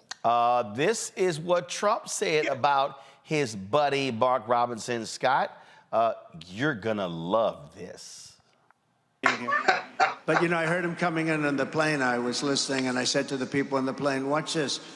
This is Martin Luther King on steroids, okay? Now, I told that to Mark. I said, I think you're better than Martin Luther King. I think you are Martin Luther King ×2. And he looked at me, and I wasn't sure, was he angry because that's a terrible thing to say, or was he complimented? I have never figured it out. But I'm telling you, he's one of, right? When I said that to you, you looked like, I don't know if I like that comment. You should like it, because you are outstanding, and you're going to be the next governor, so that's going to be very cool. Scott, take it away. Why you ask me questions about all these ignorant mofos? I mean, I don't even know why we. I asked. No, first of all, let's be clear. Well, hold on. No, wait, Scott. He is. Let me be very clear. He is the Republican nominee for governor. I know. No, Joe Biden lost North Carolina by 2.5 points in 2020. The incumbent governor, Roy Cooper, is not running. Mark Robinson is the current lieutenant governor. Mark Robinson can win. So This is real. Yeah, it's real. It's called real ignorance. But let me ask you something. What does going back to radical Republicans to make America great again have to do with why women shouldn't vote? I don't understand his connection there. He went from A to Z. What does that have to do with women? He don't want women to vote, and that's his explanation. I mean, it makes no sense. I think you're right. He's dangerous. And one other thing, because he's black, and a lot of black people in North Carolina and a lot of other jurisdictions will vote for somebody because they're black, because they haven't seen anybody, a black governor in North Carolina. That's a powerful selling message. Martin Luther King, my goodness gracious, Martin Luther King turned over in his grave, listen to all this nonsense and stuff. So, I mean, he's dangerous. I think you're right about that. And we have to, Rebecca's right. Is the Democratic nominee prepared to deal with this foolishness, this idiocy? Because this is just he's just an idiot, basically. But it sells with this party, the Trump party, it sells. Their view of the world is not based on policy or fiscal conservatism or being hawkish on international stuff. It's all about being angry and being mad and hating America the way it is and wanting to go back to the 50s and 60s. But what Mark, this cat doesn't realize is if you go back to when you think America was great again, he wouldn't have a platform. He wouldn't be running for anything. He'd be silenced. So what is he talking about? Well, it's just ignorance, man. He's an idiot. They love him. Real quick, Josh Stein dropped this video, and so let's go ahead and y'all have it in the control room, the Josh Stein video. Go ahead and play it. Here's something else I'm not supposed to say. If I had all the power right now, let's say I was the governor, I had a willing legislature, we could pass a bill saying you can't have an abortion in North Carolina for any reason. We've got it down to 12 weeks. The next goal is to get it down to 6 and just keep moving from there. Yeah, I'd love to pass a law that restricts abortion. Abortion is a scourge that needs to be run out of this land. It's not your body anymore. It's y'all's body. And yes, that includes the daddy. Called to be led by men, but when it was time to face down Goliath, sent David, not DeVita, David. Homosexuality, any of that filth. And yes, I call it filth. Do not turn your children over to these wicked people. I got them AR-15s in case the government gets too big for its britches. Because I'm going to fill the backside of them britches with some lead. Someone who thinks that women do not have a place in our society, who thinks the Holocaust didn't exist, who thinks that the civil rights movement was about nothing. I would not support someone who thinks that way. A vote for Mark Robinson might feel good because you think he might win the primary, but his outrageous and bigoted statements will make him a loser and unelectable.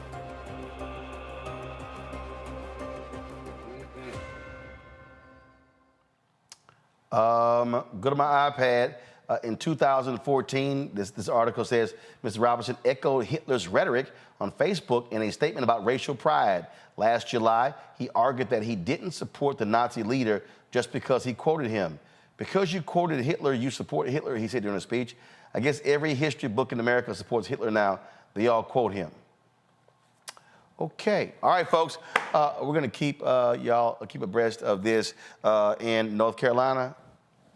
Listen, y'all got to show up and show out to keep this crazy quack out.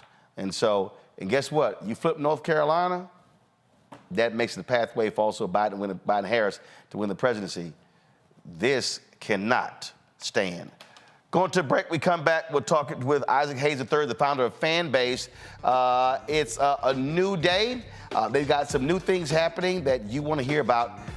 You're watching Roland Martin Unfiltered on the Black Sun Network.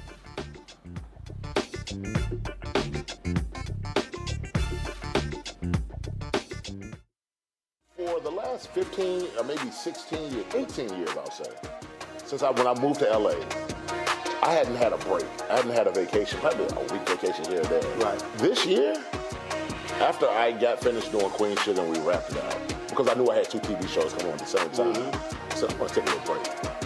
So I've been on break for the first time, and I can afford it now, praise God. You know what I'm saying? Right. So I can afford it. I'm like, I can sit back, I ain't got nothing to worry about, man. But this was the first time in almost in 2 decades that I've actually had time to sit back and smell the roses.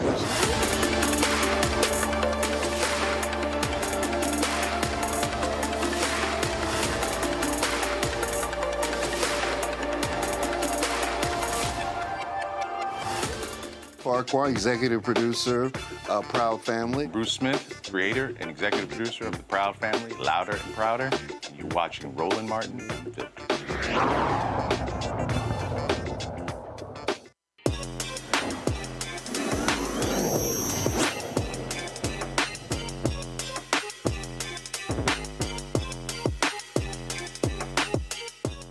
All right, folks, we've talked a lot on the show about the social media app Fanbase. I got it up right here, so if you go to my iPad, you'll see here my account on Fanbase, which is Roland S. Martin, and so you can check it out. And so, like for instance, right here, you can post photos and different things along those lines. You could do a story, you could go live. You got flicks, and you've got audio chat rooms, and then you got what is Plus here. So, what's the latest happening with Fanbase? Isaac Hayes III, he is the founder of the app. He joins us right now. All right, Isaac, what you been cooking up? Got you on mute. A $17 million. All right, let's start over. You on mute. Start over. I'm on mute. You can't hear me? No. We're here now. We hear you now. Okay. We just launched a $17 million equity crowdfund, reggae crowdfund on Start Engine for Fanbase. This is unprecedented. We are raising $17 million and we're allowing the general public to invest. Fanbase has already raised $10 million in the first 3 or 4 years through equity crowdfunding in what we call a Reg CF. But now we're raising $17 million so we can scale the company faster. We have over 570,000 users now, 190 countries on iOS and Android. Our revenue doubled 100% from 2022 to 2023. And so it's time to scale the company. And we're making this offer available for anyone to invest on Start Engine. So you can go to startengine.com/fanbase to invest. The minimum to invest is $399. And the current valuation of Fanbase has now grown to $160 million. And Fanbase is the most successful Black-founded app since Black Planet in the year 2000. So we've done an enormous amount, and I've done this pretty much independently without venture capital. I've always wanted the people to own part of the platform. So I've always wanted the users, the content creators, and our culture and our community to own part of this platform. So I'm excited to be able to do that. And we have a lot kind of coming this year. We just launched also branded audio on web. So you can listen to any audio room on Fanbase without even having to download the app. If you find a clickable link to the app, anybody shares a link like anybody, you can listen on your phone, listen on your laptop, or you can download the app if you want to listen as well. So there's a lot of cool functionality that we're building into the platform. So if I'm on the app right now, so I obviously do a post. I can do a post a photo, things along those lines. I can do a story. I can literally go live on. What's Flicks? What's that? So Flicks is short form video, kind of like our version of what TikTok or Reels could be. You can post short videos up to about 3 minutes long. Add music, add effects, text, be creative, and do that. And then audio, again, is audio chat room. So if you're familiar with Spaces, that's on Twitter or Clubhouse, where you just, you can get in a room, have conversations. We have camps on Fanbase that talk about a great many things, great subjects, relationships, finance, religion, all these things that, that people have conversations about. So we do that as well. And then we have Fanbase Plus, which is like our version of like YouTube/Netflix. So you can upload up to 2 hours worth of content, put it behind a paywall, or for free. Fanbase is free to download and free to use. So I wanted to make sure that we had, that kind of stuff available for everybody. That's right now we're looking at this audio. So you're saying right now, go to my phone, y'all. So let's say upload video. So let's just say I had an hour interview and I wanted to put it behind a paywall, and I can set whatever price I want for people to be able to watch that video. And then if it's $1.99, then if they want to watch it, that's what they pay, right? Yeah, well, it's subscription-based, so think of yourself as being your own Netflix. So you can charge anywhere from $2.99 a month to $99.99 a month for content you create. But again, the app is free to download, free to use. It doesn't cost anything to download and use Fanbase. It's the optionality, the hybrid of having followers, but then content creators who put so much effort and energy into their content also need a way to be compensated. And so you can have subscribers the same way. So I wanted to build a hybrid platform that doesn't focus on advertising, which has everybody getting kicked off platforms, their content suppressed. So I wanted to make sure that, anybody has a voice on social media and they're allowed to express themselves, but also make some money because, 59% of brand new content creators that came out in the last year made less than $100. Wow. In a year, less than $100 in a year. 59% of beginning content creators made less than $100 in a year. And that's ridiculous because they're putting hours and hours of their lives into the content. So on Fanbase, you can have, like I said, subscribers from $2.99 to $99.99 a month, and you can have love so people can tip you. And there are people making thousands of dollars a month on Fanbase, tens of thousands of dollars. And so that's extremely important that, you're able to monetize your content that way. In this new era, we're going to that era anyway. Everybody's going to be their own Netflix in about 5 years. I'm just letting people know that, if you want to create content and monetize it, you'll be able to do that. Before I go to Rebecca with some questions, and here's the thing that I had a conversation the other day, and this woman was talking about, content creators and what they can do, and it's what you just said. I said, you do know most of these people ain't making no money. I said, they're posting stuff, they're making no money. I said, and they're getting frustrated, they're burning out. I said, and what people also don't understand, I've got, let me just check right now. If I go on Instagram right now, and you talk about this all the time. So I have on Instagram right now 705,000 followers. And people go, oh my God, you've got 705,000 followers. Yet if I click go live right now, maybe 280, maybe 300 will show up. That's not even 1%. And they are purposely throttling your followers. So when you post something, all 705,000 people are not seeing my post. No. On Fanbase, that's different. Explain.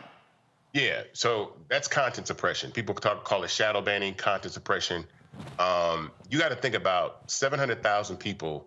That's like a network program. That's amazing. And they're not sending out 700,000 notifications when you go live. They're not doing that, because they don't make money. They're trying to make money off advertising. So they suppress your content. You create more content, so they have more content to run ads in between and make money. And so we don't suppress content on Fanbase. We don't run ads. So it's not an ad model. It's a rev share model. So there is no limitation on the type of content that can be suppressed on your content. Right there is an audio room on Fanbase that we had, audience, people participating on stage. It's great conversations. It's a great time. But yeah, like, content suppression happens to every single person actually on social media. So I always say that Instagram is in competition with its user base. They can't let you reach all these people for free. Like I said, when you go live, they're not sending out 750,000 notifications to everybody, not even close. What you're gonna love about Fanbase, which is coming at the end of this month, which is part of this raise and that we're pushing for also, is we're launching like 24-hour live. So not only will you be live to your following, you'll be live to the entire app whenever you go live. So whenever you go live on Fanbase, whoever's on the app at the time will be able to see your live. So not only your followers, but any person that's on Fanbase. And again, we're moving towards engagement. I want visibility. I want people to see. I want millions of people watching people content. I want to have people have tons of engagement, tons of views. I'm not locking that down because I'm trying to make advertising off people, make advertising revenue. So that's the difference. All right, I got another question, but I'm going to hold it. Rebecca, go. So I want to talk Risa Tisa. 3 weeks ago, she put up a 50-plus part series on TikTok. I think it's been 400 million views since then. Her account was demonetized at one point. I don't know if it's been remonetized. Can you talk about if anything like that would ever happen on Fanbase? No, so number one, she didn't even qualify for monetization until about halfway through telling the series. Then when she did, she reposted a video and they took her monetization capability away. And she has no control over that. And I think the amazing story that she told, she should be getting compensated for that because it's driving 400 million eyeballs.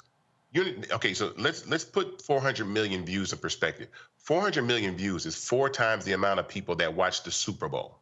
So understand that, so that's like 4 Super Bowls that she brought to TikTok, and they're making money off that advertising revenue, and none of that money is going in her pocket. So she brought 4 Super Bowls worth of visibility to TikTok, and she said she might have made maybe $1,000, maybe $2,000, which is ridiculous. And so there should be ways that users can tip her, support her, subscribe to her. If she wants to turn this into a movie or a television show, she should be able to do that and then build that audience based off what she's doing on platforms like Fanbase. That's why it's so important. I saw that, and that's ridiculous. And TikTok, especially with people of color and the algorithm, they often don't understand Black culture. They often, I actually had seen someone go live, and somebody said something that is familiar to the Black community that was said, and they were saying, "Oh, your account's about to be banned for racist, rhetoric or whatever." And it's just like, it's impossible for someone of culture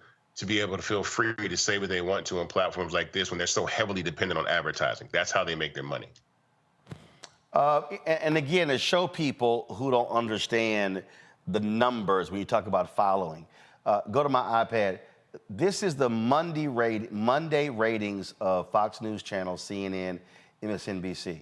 So if we legitimately had all of our content seen, let's say on Instagram, 705,000 followers, that's literally more people that watched Laura Coates at 11, Abby Phillips at 10 p.m., Caitlin Collins at 9 p.m., Anderson Cooper was 7:30, Aaron Burnett was 7:17, more people who watched Wolf Blitzers at 6 p.m.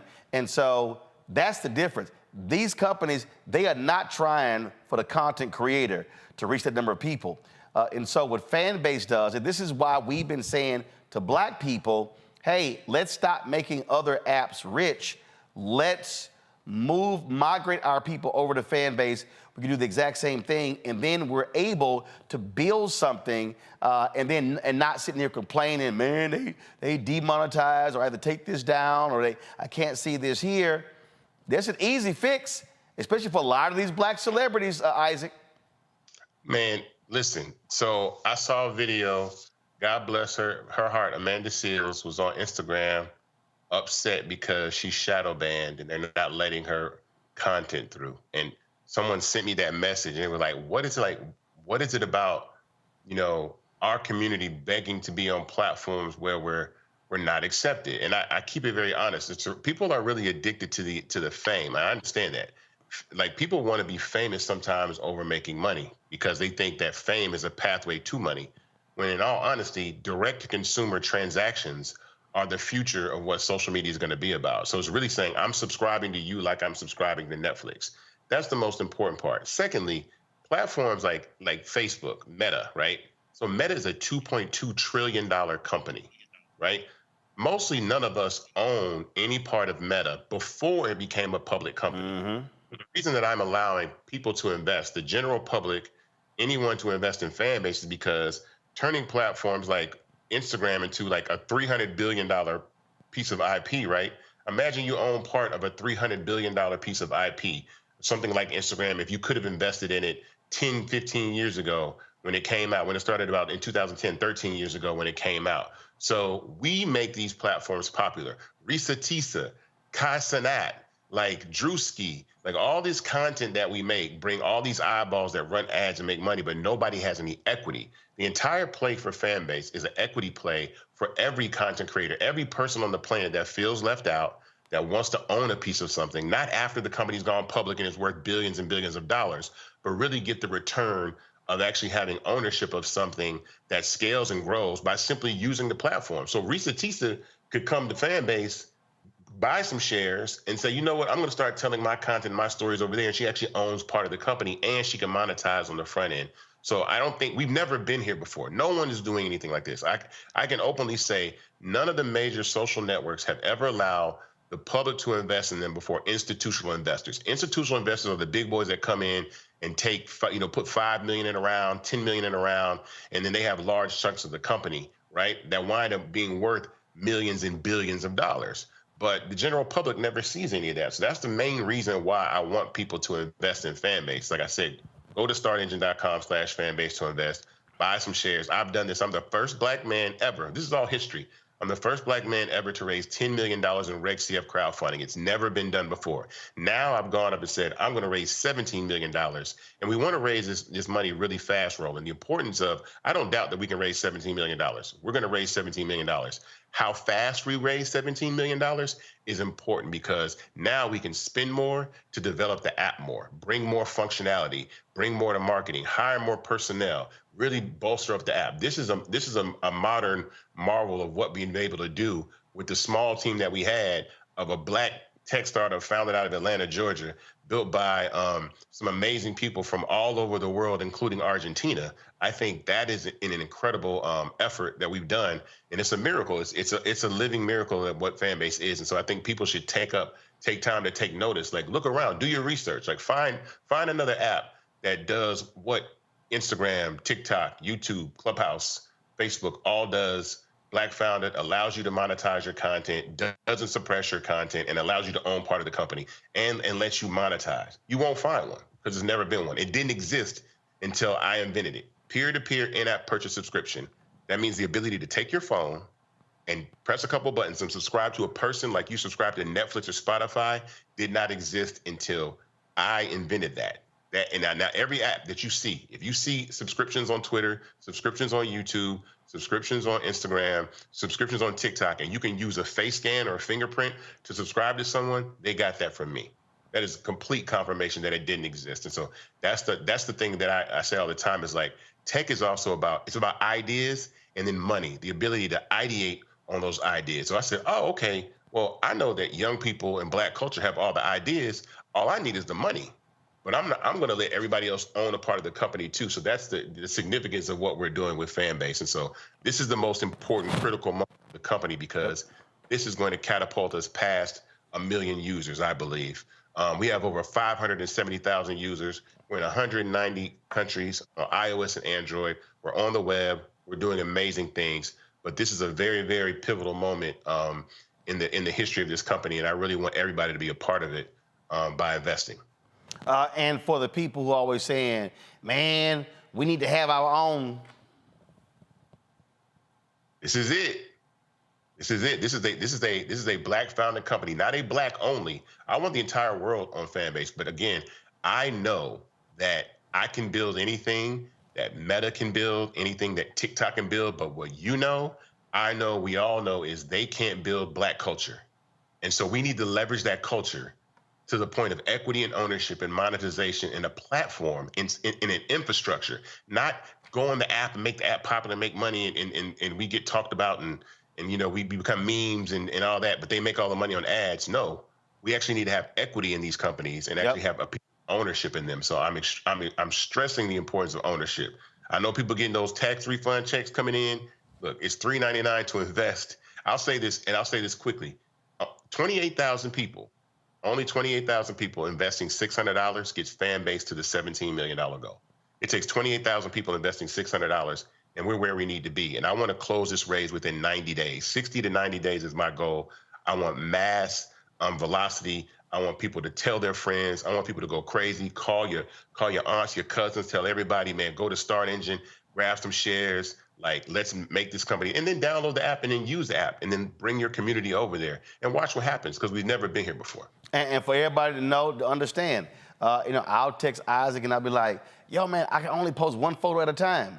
Well, when you get more money to be able to raise more money, hire more developers, you can now add more bells and whistles.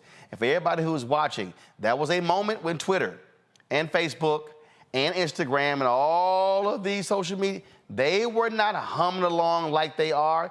They had glitches and they had issues and they didn't have everything. I remember I didn't get on Vine when it launched. Why? Because it was 7 seconds. I didn't get on Snapchat when it launched. Why? Because you couldn't save videos. I said, why am I going to create content and I can't go back and watch it or even share it? What happened? Yeah. Snapchat does what they do. Instagram changes. Instagram used to be what, 15 seconds? Then it changed, and then you can longer. So people just need to understand, all these apps that we use, they were not just banging out the door perfect. They had to be developed, but they got investment. They got hundreds of millions of dollars in investment to do what they do right now. And you raised a fraction of that, and this is the opportunity that we have to actually, yes, build something, but invest in it. And as you grow and get bigger, that $600 that you invested, that's now worth far more as Fanbase gets bigger. Well, People that invested in the first round, we were valued at $20 million. Their investment is 8 times larger now. It's an 8x. It's 8x. It's grown 8x from 20 million to 160 million. Did I invest in the first or the second? I think the first. No, you invest in the first and the second. Oh, there you go. Okay, cool. But the important part about what you said, and people that say that functionality, I can tell you things that are coming, that are in the pipeline, that will be happening this quarter or in quarter 2, right? So end of this quarter. So live, like 24-hour live. So whenever you go live on Fanbase, that's coming at the end of the month.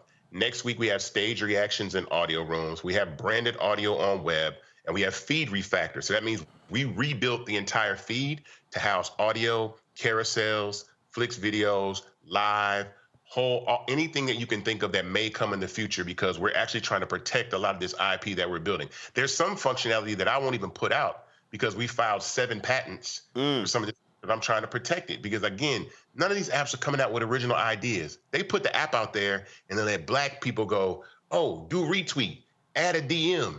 We need carousels. We need these features. And then they build it, and then they make the app better based off your input and your feedback. My thing is, okay, cool. I already know where the feedback comes from. It comes from us. So then let's give the people that bring those ideas to social media and make them cool an opportunity to own part of the company. So this is actually my last question. So just picking up what you just said.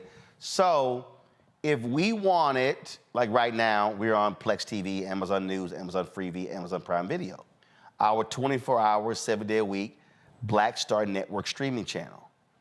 So what you just described, would we be able to do that on Fanbase?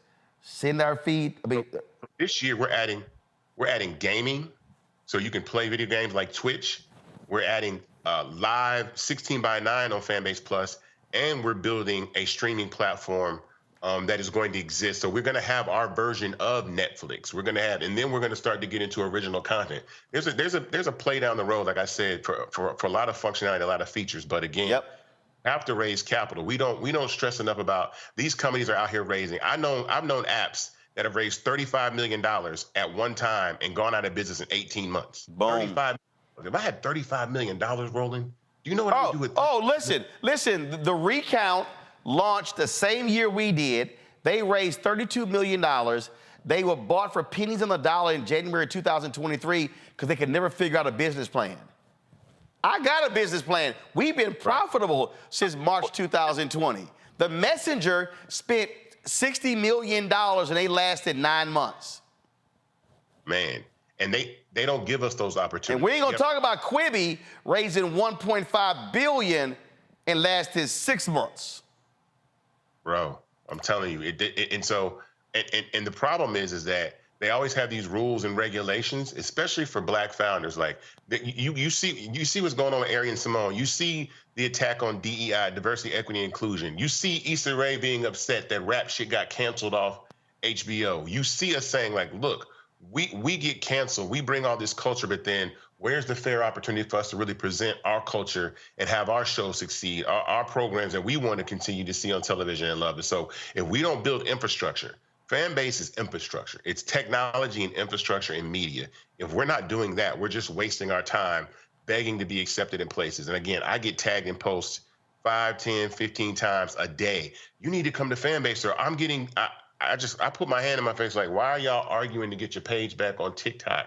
And I'm not saying leave, I'm saying leverage the audience that you built on Instagram, leverage the audience that you built on TikTok, and then migrate that audience over to Fanbase. I want to give a shout out to also Leah Janelle, an amazing choreographer and dancer. She's coming to Fanbase. She's actually launching her exclusive content this Friday on Fanbase. If you don't know who she is, she has Queens and Lettle. She dances in high heels. She was on tour, Beyonce, the Renaissance tour. She got Tour Diary. She's got a lot of content coming.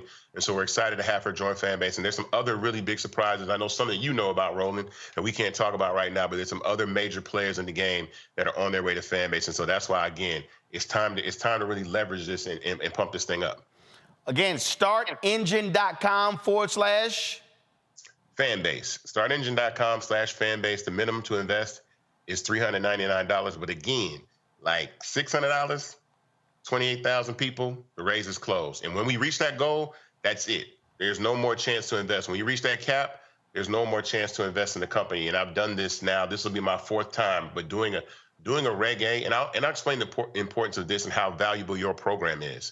When you go up to a Reg A, I can no longer do radio interviews, right? So I can't just hop on a radio program like I used to and be able to use that. So there's a lot of limitations. So the community effort in programs like this, I'll be on Blackout tonight on EYL with Rashad and Ian at 10 p.m.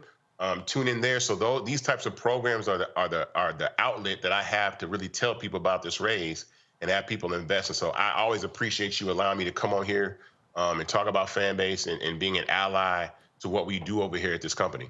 Well, I believe in the concept. I use it a lot of times when I go live with speeches. I'll go live on the audio. I might be streaming it or recording it, but I'll go live with the audio. And so, again, for the people out there, you said it, this is building infrastructure. Let's stop saying we don't have this and we don't have that. Everything that's on Clubhouse, you got. What's on Instagram, you got. And you had put it out when Elon bought Twitter, like, hey, if you give it to 1 million users, I'll create functionality that's like Twitter. People need to understand that's infrastructure.